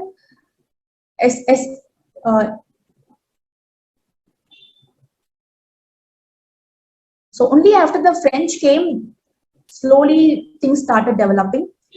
So this also did not last for a very long time because the Dutch occupied the place. So only the Dutch were able to kind of come up with the plan. So this is the Dutch plan of the town in the 1796 or something like that. So the Dutch planned the town as Tamil town and French town, which is they planned it as Black town and White town. So now we call it as Tamil town and French town. And they separated the streets in terms of occupation. So like for weavers, potters, farmers, goldsmith, coppersmith. Even today we see potters in Ambalathadayar Madam Street outside the central jail. So those are all remnants of the past. Can you hear me? Hello? Yes, we can hear. Yes, please continue. Yeah, okay, yeah. So yeah, still we can see the remnants of the past in the Ambalathadayar Madam Street, where potters are still selling their goods outside the central jail. So these are some of the intangible heritage that we still have in the Tamil town. So this was the plan by the Dutch. So this is the vibrant map of which each street was aligned for farmers, potters, weavers, goldsmith, coppersmith, betel nut sellers, and different occupation. So when the French occupied the town with the Treaty of Ryswick, which they made with the France and between the Dutch had already implemented their plan in the northern side. So the northern part, which is currently the Hindu quarter, was already got implemented. So when the French came, they adopted the Dutch plan and they went ahead with it. So it was completely a Dutch vision of what we are seeing today. And then, though the Dutch planned as based on the occupation, they did not plan based on the religion, but the French planned it accordingly, the Hindu, Christian, and the Muslim quarter. So this is the map representing it. So I'm focusing on the Tamil town. So when we see the Tamil town, Tamil people were always hospitable, and that reflected in the architecture. So we have the Thalvaram. Thalvarams play an important urban element in the Tamil quarter, because people can walk under the Thalvaram without getting affected by the sun or the rain. So they were able to cross streets peacefully. And travelers who used to visit Pondicherry by walk those days were greeted with hospitality, and they were allowed to stay in the Thinnai. So people used to host the travelers. So that much the hospitality was there in those days. So, and then we have the Mutram. Mutram is the courtyard. So throughout the day we had that sunlight and ventilation. And then the architecture was predominantly a vernacular architecture with a combination of flat and pitched roof. But when we see the Franco-Tamil culture, so this is the confluence of the French and the Tamil culture. So these buildings were predominantly built by merchants who worked with the French, or they had some sort of an association with the French. So it was a kind of a status symbol for them to build, have a first floor and then have the elements of the French architectural features in the first floor. So that is why the ground floor still has the Tamil architecture features of Tharavaram, Thinnai, and the Mutram, which is a courtyard. And the first floor has French architectural features, which is the louvered windows, colonnettes, high arched openings, and pot balusters, which we can see in the French town also. So since this is a history, I'm just giving a short interlude. So Aurobindo and Sriaurobindosociety played an important role in sparking the fire of independence amongst the Puducherrians. So until then, people were like, not very vocal about their voices. They were not vocal about their needs and requirements. So it was them who sparked that fire in them. So this is the pro-merger thing. And then Nehru coming and signing the treaty with the French. So yeah. So after Pondicherry joined India, so this is a very important crux point, I would say. So Pondicherry had lots of benefits and importantly tax relaxations. So because of that, the economy of Pondicherry slowly improved in terms of selling goods and materials for lesser rates. So this sort of changed the urban narrative in the boulevard town, especially in the Nehru Street, because when the French was there, only the market was the commercial area. The rest of the place were residential. But when we got independence and things changed drastically, so slowly the other buildings in the Nehru Street started getting commercialized. So Nehru Street was the first gentrified street in Pondicherry. So previously known as Dupleix Street, and then it was named as Jawaharlal Nehru Street. So the residents left the street for commercials. So there are hardly 1 or 2 residences in Nehru Street today, and people live somewhere inside in the like in a garage. So that is the scenario. Slowly, because of it was because of the market that the areas, the streets surrounding the market became gentrified. So that was the first sign of change in the Tamil town. So this is in 1988, Jawaharlal Nehru Street. So as I said, the whole street got gentrified and became a commercial street. So this is the breaking point, Pondicherry at the crossroads. So how did we become the way we are today? This changed the narrative of Pondicherry totally. So when Pondicherry had a low tax regime, with the uniform sales tax throughout the country in the year 2000, 2002, and something like that, Pondicherry had to look after other options, because selling goods and materials at lower rates and people coming to, people from neighboring states coming to Pondicherry just to buy goods and materials at lower taxes reduced, because it's going to be uniform sales tax throughout the country. So Pondicherry government looked for other alternatives, and they had to focus on tourism. So that is when the tourism got its central focus. Till then, it was never focused. So as a part of focusing on the tourism, restorations started happening. Restorations of hotels in French Town, and then facade restoration in Vaishal Street, which we got an award, UNESCO award. So all these things changed the course of direction of Pondicherry. So this is a statistical data of tourism growth in Pondicherry from 2010. It has very steadily and steeply increased from 2010 to 2017, and even increased now because of 2 years of COVID break. It got dipped, and then 2022 they say 19 lakh people visited Pondicherry. So that's a very steady growth.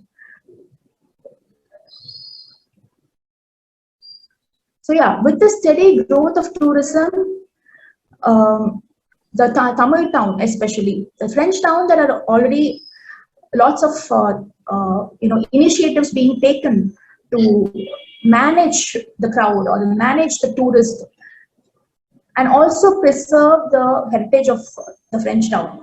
So even today, the 114 heritage buildings that's been notified are predominantly from the French Quarter. So that's because there are different reasons for it. That one is because of the ashram, and second is the government buildings, and the third is the church and its institutions. So all these three categories, a predominant of buildings come under these categories. So a lot of buildings are being already protected. Sadly, the truth is, even though we have got independence from the French, but still we are not able to protect the heritage in the Tamil town. But the heritage of the colonizers are still protected. But that's a very sad state of affairs. So yeah, coming to the mass tourism issues.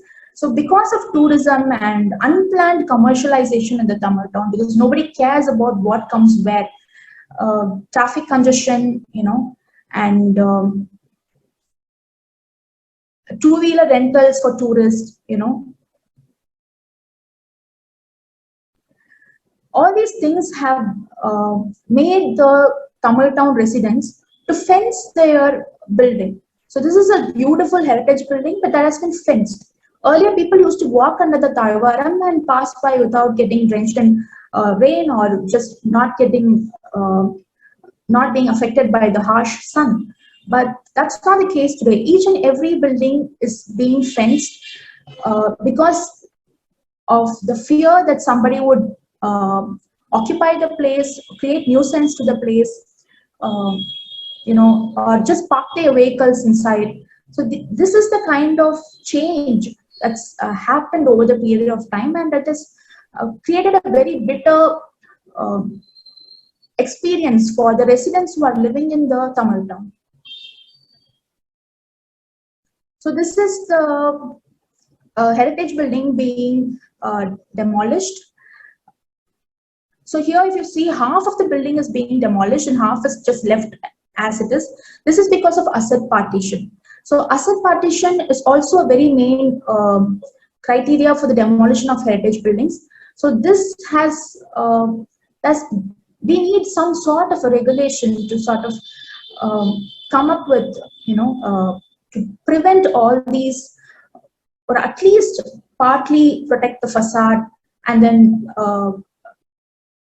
give a leeway for the residents to conveniently design their building without affecting their heritage fabric. So these are things that we need to focus on in the long run.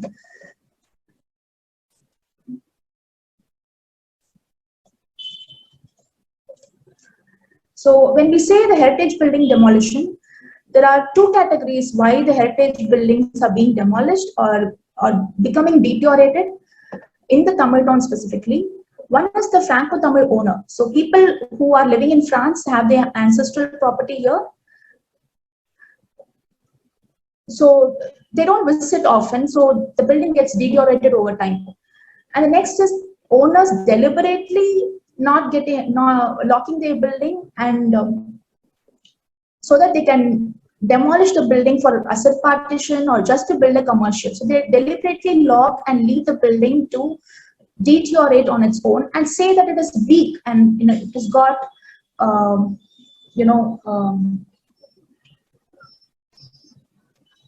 it has become weak and it has to be pulled down and there's no choice.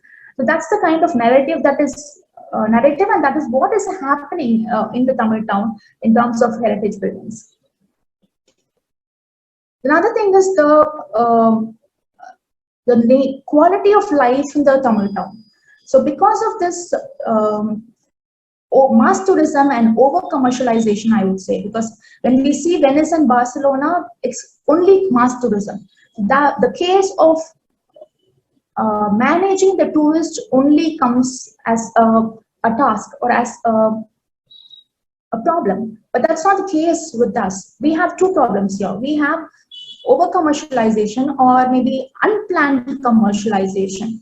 So anything can come anywhere. A bar, a disco club, or a resto bar can come in a residential area,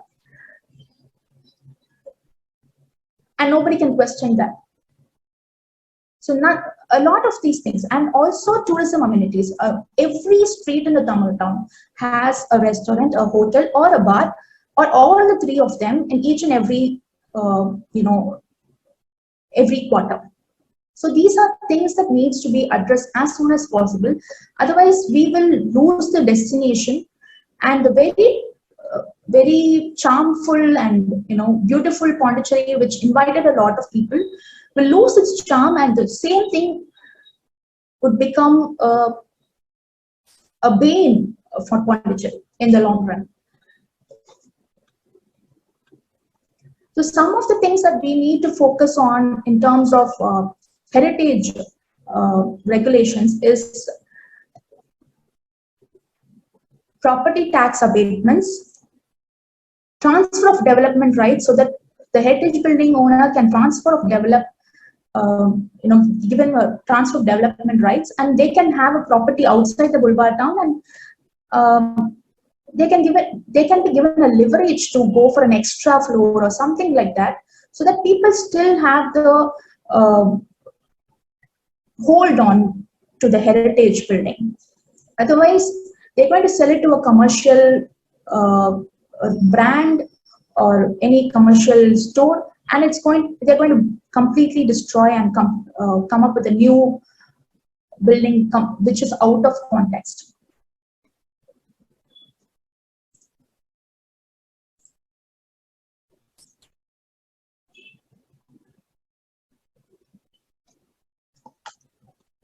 So these are the sustainable development goals to protect the heritage area of Pondicherry, particularly the Tamil town, because the French town, I would say, it is much more safer, and it's much more in safer hands of the government.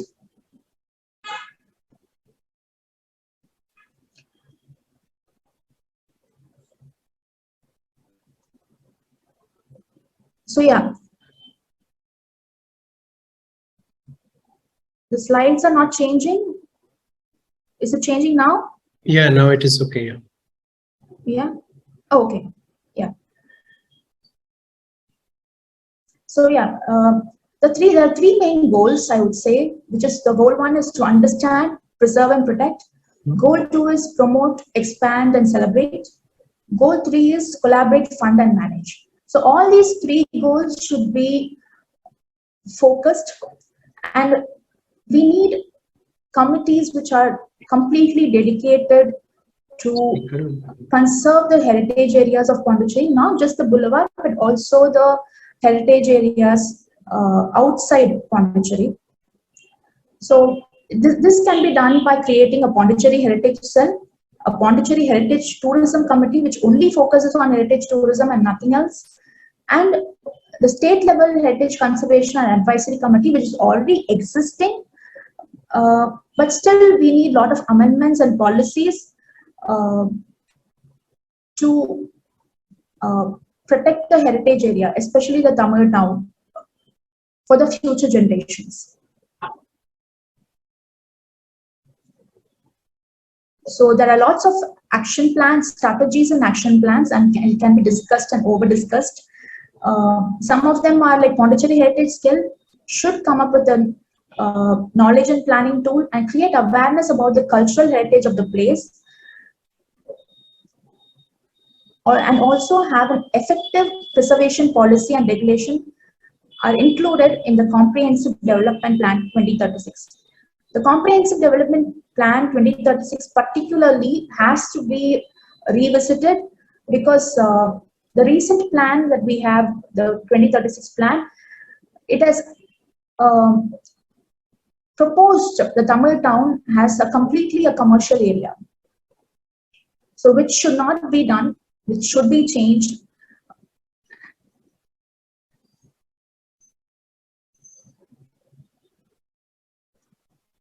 And we should bring it to the notice of people who really want to change the conservation scene of the Tamil town. Promote and celebrate the heritage of Pondicherry with the stakeholders. Though there we are doing Pondicherry Heritage Festival and other festival events, but still the local population is not involved as much as it should be involved. So we need to get more people. We need to get in touch with the residents. Only then we'll be able to see a change in conserving the Tamil heritage. Anandiji, sorry to disturb you. Can you please finish in 5 minutes so then we can have a discussion on this? Yeah, 2 minutes. Yeah. So yeah, Pondicherry Heritage Tourism Committee. We should have heritage effective tourism policies and regulations.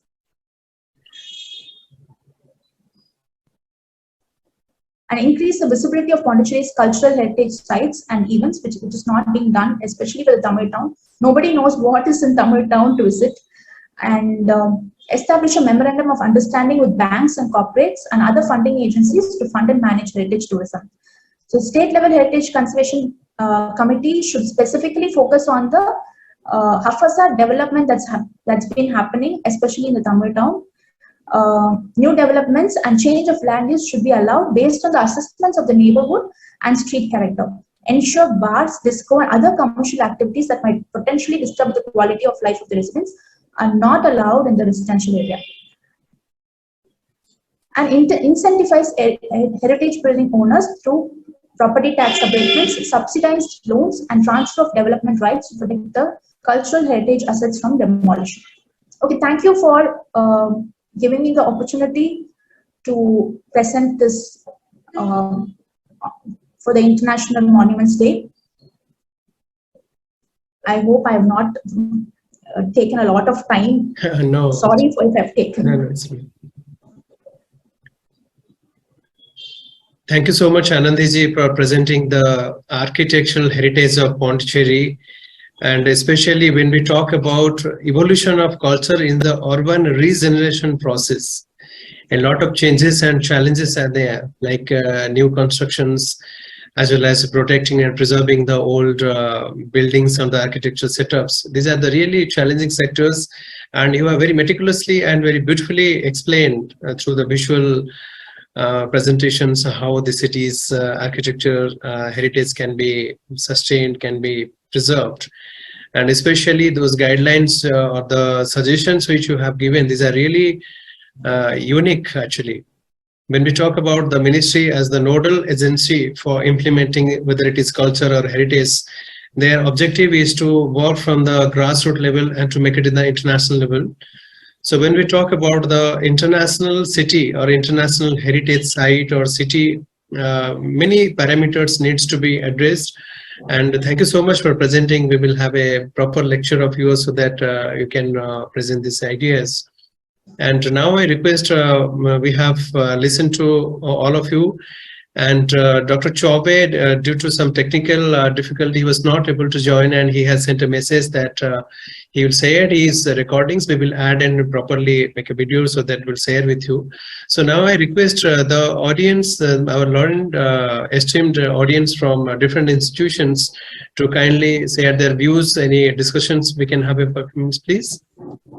Gayatri ji is from the State Nodal Officer, Ministry of Tourism, Government of India. Richa Tiwari ji professor from the Pondicherry University, and many other dignitaries are there.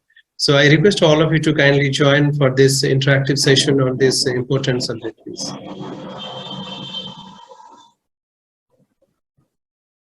Gayatri ji, would you like to say something on this?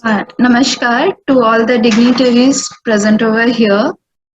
It was an insightful session to hear all of you on this occasion of World Heritage Day. I would like to present my gratitude to Tripathy sir and Charu ma'am for giving me a time to speak some words on this day. On the process of making Puducherry as the World Heritage City, it is essential to know that it is an individual as well as a collaborative approach to get aware of our heritage and natural heritage, and as well as the cultural heritage places of Puducherry, and to spread the word also. So I would just like to share you the initiative taken by the Ministry of Tourism with collaboration of Ministry of Culture and Archaeological Society of India. Adopt a heritage, where we are promoting a heritage place to get adopted by a public sector or a corporate sector or by NGOs to maintain and operate the heritage places. And there is a for Puducherry specifically, we have many guides for whom we are doing many capacity building programs, which is directly helping them for engagement of the local communities to get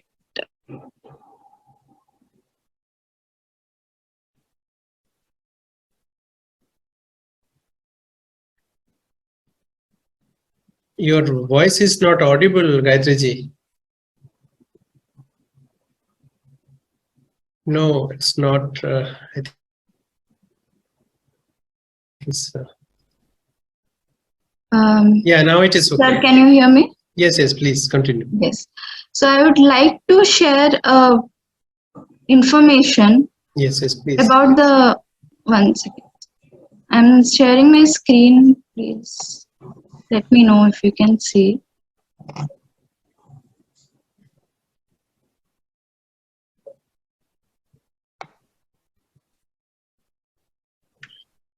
Yes.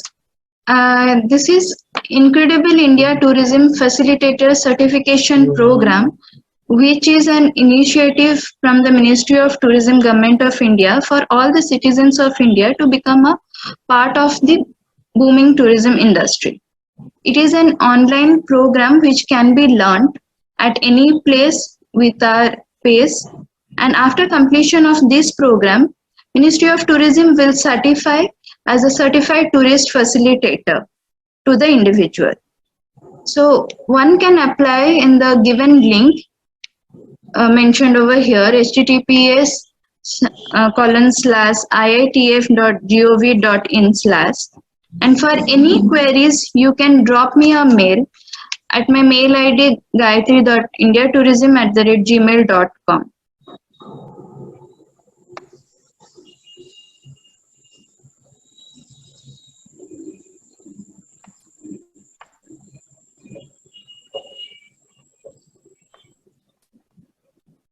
I'm sharing my Gmail ID also in the chat box, so that for any queries regarding this certification program, you can write it down to me.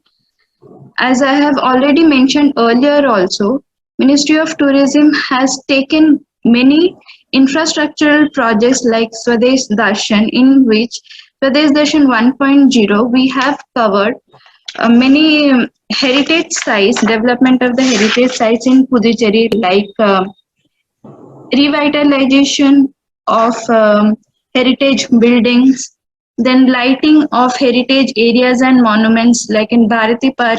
It is well illuminated now, you can all witness that. Revitalizations of streetscapes in heritage area of the French Quarter, and many other amenities are developed in all the heritage area of Puducherry. I would like to conclude my talk. Anyone can ask any queries. Thank you so much. Thank you so much, Gayatri, for presenting the ministry's initiatives. We understand the Ministry of, whether it is the Ministry of Tourism and whether Ministry of Culture, they are the nodal agencies to address the important issues like World Heritage programs, the Memory of the World Register, safeguarding the cultural heritage, and the works through the state nodal agencies of Department Culture and Tourism. This is really one of the unique initiatives in Puducherry region, the way Ministry of Tourism and Culture, they're expanding their work in preserving the cultural and the natural heritage. This is really unique. And we're happy to collaborate with Ministry of Tourism. Recently, we had 2 events. On the International Women's Day, we had a symposium on measuring women's contribution. And recently, the Society hosted an event in collaboration with the Ministry of Tourism that is experiencing India through cultural and spiritual tourism. And we will be very happy to work on more areas, including connecting the community culture, expanding the more tourist activities in schools, colleges, and universities, and hope it will be a good platform to work in a collaborative manner.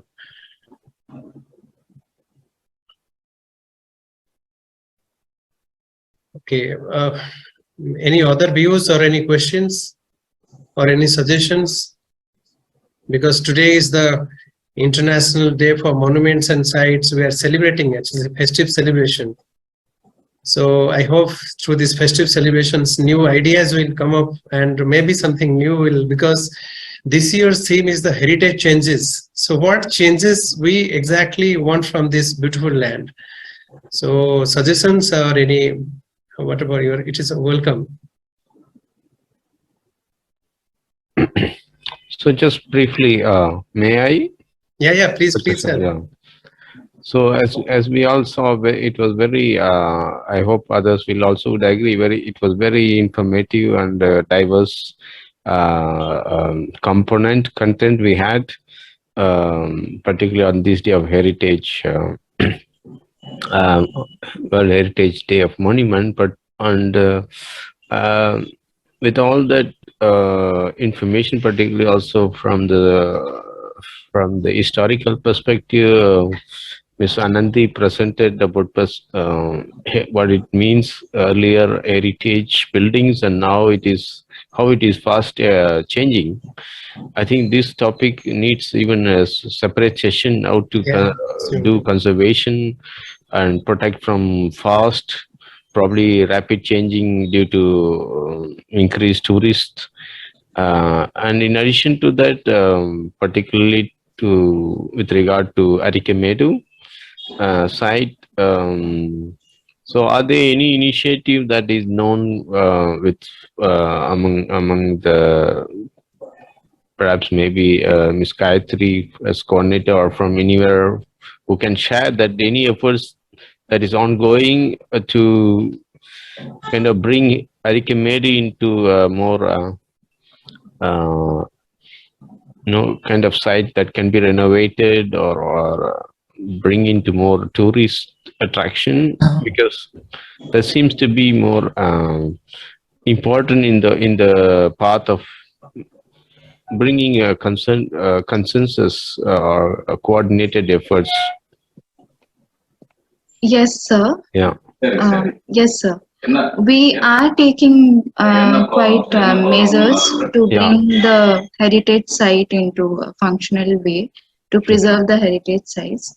Okay. In coordinating with the State Department of Puducherry Government, Department of Tourism, and many other organizations, Archaeological Survey of India, as well as from the Ministry of Tourism, we are taking many efforts to make the heritage well conserved and preserved and to promote that. And I would also request everyone, it is again an individual responsibility to conserve, preserve and make awareness of the Arikamedu site to our people, local people, and to the tourist. I would like to add one initiative which has already been very successfully carried out in all across India is our Yuva Tourism Club, where we are taking school children, youths from the college and institutes to the heritage places, and we are educating them and imparting them the value of the heritage places, the monuments and the sites, how it can be well conserved and preserved. And they can also spread the word at their home to their friends and to the community, to everywhere in the social media to take care of the heritage. Thank you. Okay, I think that is very important aspect, bringing in already the school children into the concept of Yes, heritage, yes, so that it builds upon from the basics. Yeah. yes. Hello. I have got some one or two points, which I think the slides could not be completed in the initial stage. So will it be okay if I talk some one or two points sir, about Arikamedu? Please, sir. Please, Yeah, sir. because, Most welcome. out of the 8 slides, probably you could show only 3 slides, I was told. I came to know. So abruptly it was stopped. I don't know what is the reason. Anyway, so I'll just try to complete because I got a problem with the laptop. So I just orally will tell that one. So I already mentioned that Arikamedu can become a World Heritage Site if it is included in one of the 3, let's say, transnational World Heritage Sites, which the Silk Road, Project Mausoleum, and Spice Route Initiative. And for your information, in 2010 itself, the tentative Arikamedu was included as one of the 12 sites from India to be included as part of the Silk Road World Heritage Site. Proposal has gone already, and it is in principle, it is in the tentative list. The first stage of World Heritage Site is tentative list, from which only finally the one. And it's already there on 2010. You can imagine 12 years back, Arikamedu is included as one out of the 12. But the problem is that one, the proposals from India of the tentative list is stuck up in the UN system from 2010 onwards because of some international geopolitical reasons, which is beyond our control.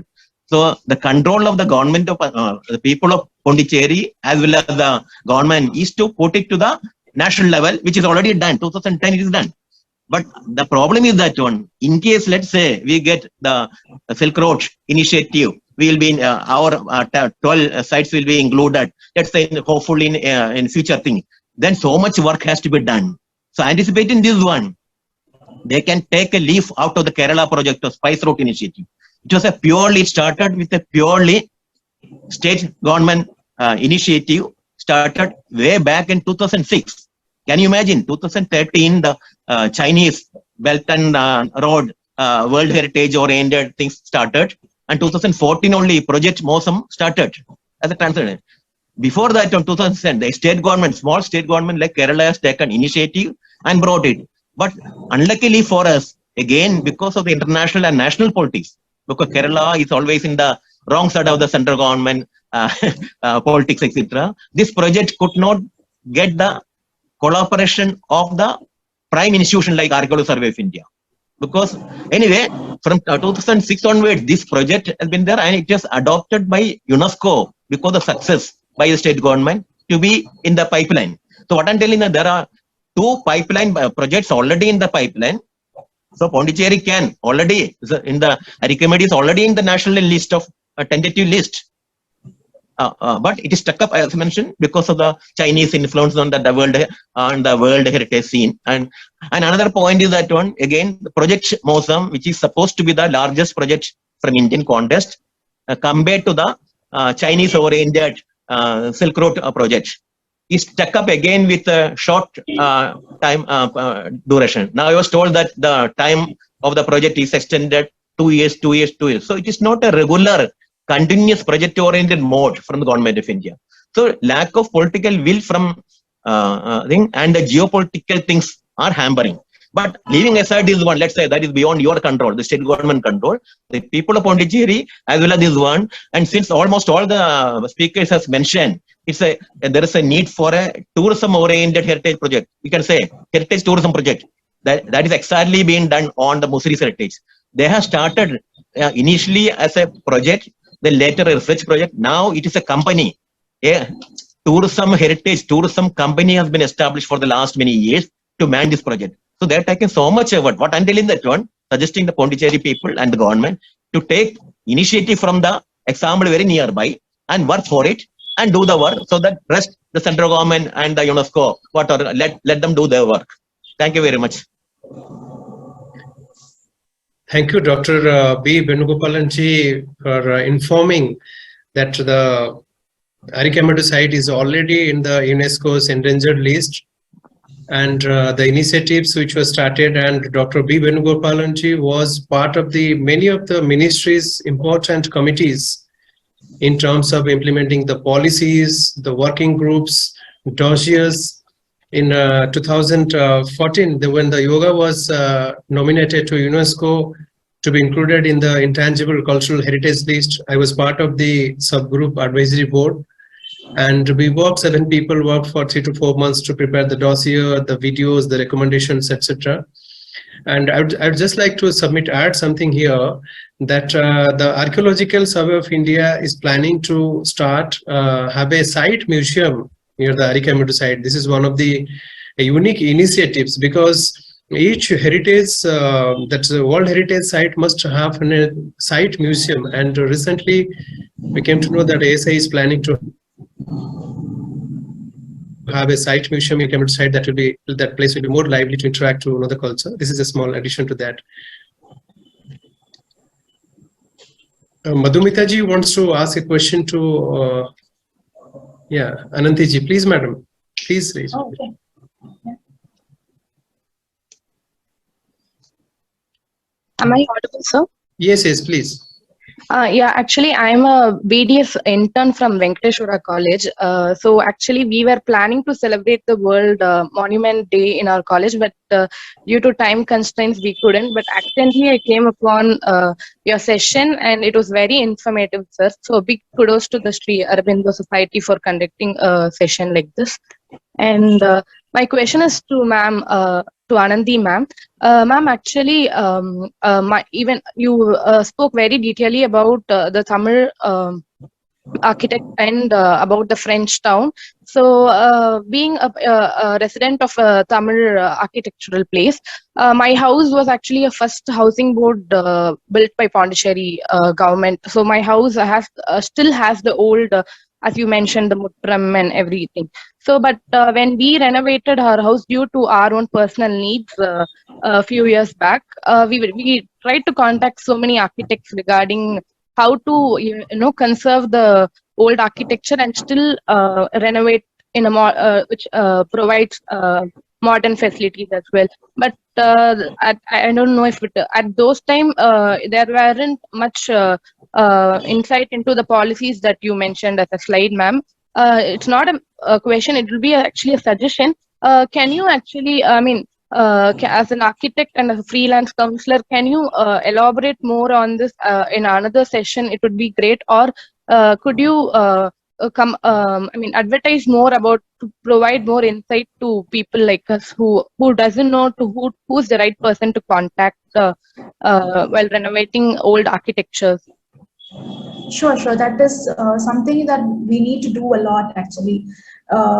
Even in terms of design guidelines, a guidebook for the heritage building owners will also do a lot of help to them, because they don't need architects for each and every small thing. So if it's a small issue in their building, if they can address it, that could be a guideline which can be created and given to heritage building owners, so that they can address the issue by themselves with the help of the contractors. So that can also be done, and that should be done, in fact, because there's very less knowledge sharing in terms of conserving the heritage buildings to the owners.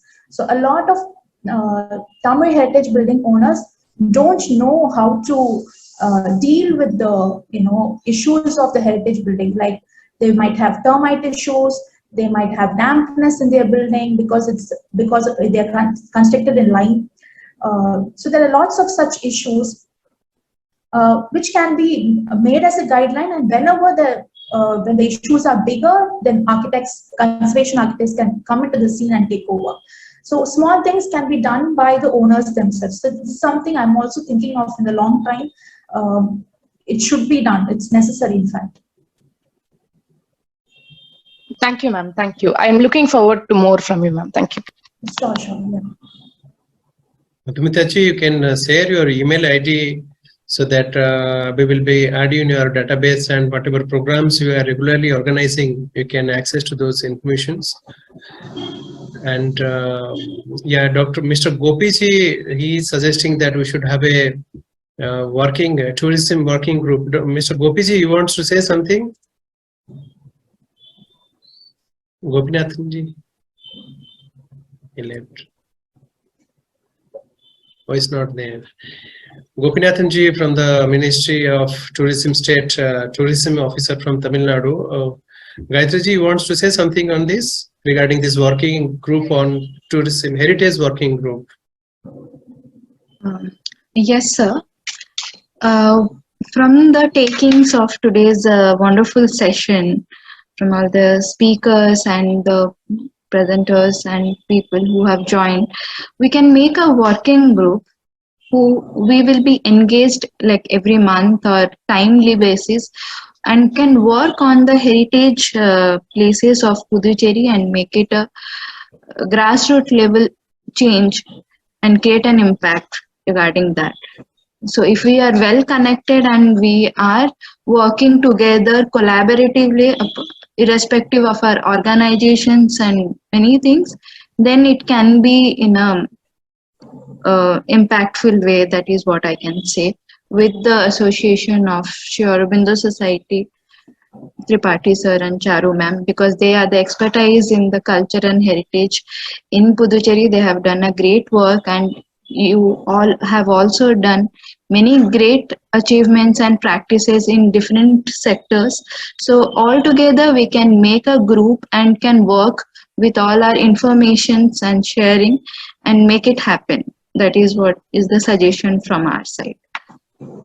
Oh, this is really one of the unique findings of today's small gathering, because we hope it will be a nice platform to connect the communities, the people, many institutions, because in Sanskrit there is a saying, Sangha Sakto Kalo Yoge. That means in this Kali Yuga, if we have a unity, Sangha means a group of people. In a united way, we can do many things. So when we want to address such kind of difficult and specific issues, we hope in a combined way. And one of the 5 C's of UNESCO's World Heritage Convention is the communities. So there are many institutions. I would like to say that in Pondicherry there are 700 schools, 100 colleges, more than 350 NGOs, listed NGOs under the NGO that they're working on many sectors. If we can combine all those and create a strong network, and we cannot believe that what kind of amazing changes we can bring to this land. Many things are happening in a very scattered way, and a unity and like creating a community culture is really needed, and we will be definitely work on it. Any other views or? So I would like to say something. Some technical issue happened in the beginning, so we are extremely sorry for this, because you'll be astonished. People from different parts of, like we had registrations from the Banaras Hindu University, Indira Gandhi Center for the Arts, from the National Cultural Fund, Indira Gandhi Center for the Arts. Many people they registered, but due to some technical issue, it was not. They were not able to join many people. And we will properly edit this video and share to all of them, those who are not able to join for this season. I'd like to say something. It was really a wonderful event, listening to the experts like Dr. B. Venugopalanji, Dr. Sasikant Das, Dr. Matimaran Natarajanji. He is a genius, especially working in the natural heritage sector, especially has international exposures, particularly preserving the natural heritage. And Charu Anandichi Dr. Ashok Bhai, they addressed many of the significant and associated components when we talk about this heritage, Pondicherry as a heritage city. I'd like to say that the first necessity is to create a tentative list. Like the Pondicherry government now, they have announced 114 sites. But my observation is UNESCO's convention, it specifically emphasizes that the tentative list should focus on the natural heritage, including the cultural heritage. So I hope this list is in a development phase. Many of the natural sites or the natural heritage may be included into that. And a state party committee is needed, like this Heritage Advisory Board the Pondicherry government has formed. And when we talk about the intangible cultural heritage basically the project initiated by the Ministry of Culture, so UNESCO's initiative, and Indira Gandhi National Center for the Arts was the nodal agency. Now it is part of the Sangeet Natak Academy, National Academy of Dance, Drama and Music. So when we talk about, like, there are 13 elements inscribed and approved by the UNESCO from the Indias. But apart from the 13 inscribed elements, there are many more items. Elements needs to be researched, explored, documentation, and the inventory has to be prepared. And in terms of Pondicherry specific, like we can have a subgroup advisory committee for the intangible cultural heritage things. And I would like to say a few two lines here. As all of you know, that Aurobindo Society is an international organization. It has been recognized by the Department of Science and Industrial Research as a research institution in social sciences. And it has its status as institution of national importance. And Aurobindo Society holds the United Nations Economic and Social Council status, ECO SOC status we have. And we have more than 300 branches all over India and some branches in abroad also. This, along with the society's initiative and education, health, rural development, we are also closely working on the cultural sector, as Gayatri ji specifically mentioned. So we have started many projects, including the main project which we are working on, this documentation and creation of a digital repository of the monuments and heritage sites of Puducherry. That will be helpful for in purpose of research and publication purpose. We have also recently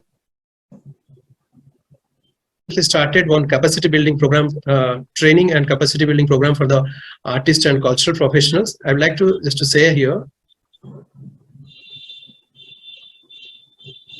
this is the National Capacity Building Program for Artists and Cultural Professionals. On 1st June 2023, we have started.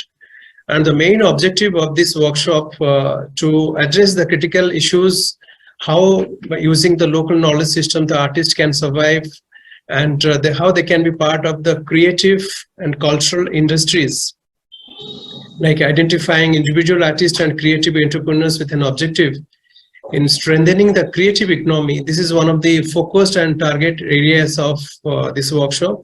So you may please share this information among the artists from visual arts, performing arts, literary, modern and the contemporary artist groups, so that those people, those professionals working on different streams, they can be part of this initiative. And it will also help us to form to connect with the community culture. We have also an international cultural relations unit, and where the main objective is to connect India's relationship with other countries based on the vision of Maharishi Aurobindo. As you know, that Maharishi Aurobindo has given an still insights to explore the rich and cultural heritage of Mother India. And the action is the twofold in nature. First is the diversity of cultural expressions, and second one is connecting India's relationship with other countries. So we are planning to have an international conference on the cultural, historical, cultural and bilateral linkages between India and France. Very soon we will announce that. And we are also planning to have an international conference on the Jiva Samadhi tradition It is one of the important subjects needs to be addressed in Puducherry region specific and southern India. There are more than 500 Jiva Samadhi sites, and many of the sites needs to be a renovation, like new constructions are also needed. Like preservation of that heritage is also one of the important aspects of this. And we are also planning to have many other programs, but we feel in a collaborative manner, like the Ministry of Tourism and Culture, they are the nodal agencies for implementation of many of the government schemes. And since I was part of the under the Ministry of Culture, I know how the ministry works in preparing the dossiers, in creating the groups, because their strategy is to start from the ground level and to reach it up to the international level. You will see the mandate actually. So we are very much thankful to all the members, learning members, for sharing their creative ideas. When we planned this event, we invited 7 experts. Like it was like Dr. Matimaranji on the natural heritage, Charu focusing on the convention things, Anandiji is on the architecture things, Mr. Ashok Pandaji on the conservation thing, and Dr. Shashikanji presenting the how this evolution of culture, creating new identities. Because when this national mission for manuscript was started under the Ministry of Culture during the Atal Bihari Vajpayee's government, they created a slogan, "Save the past for the future."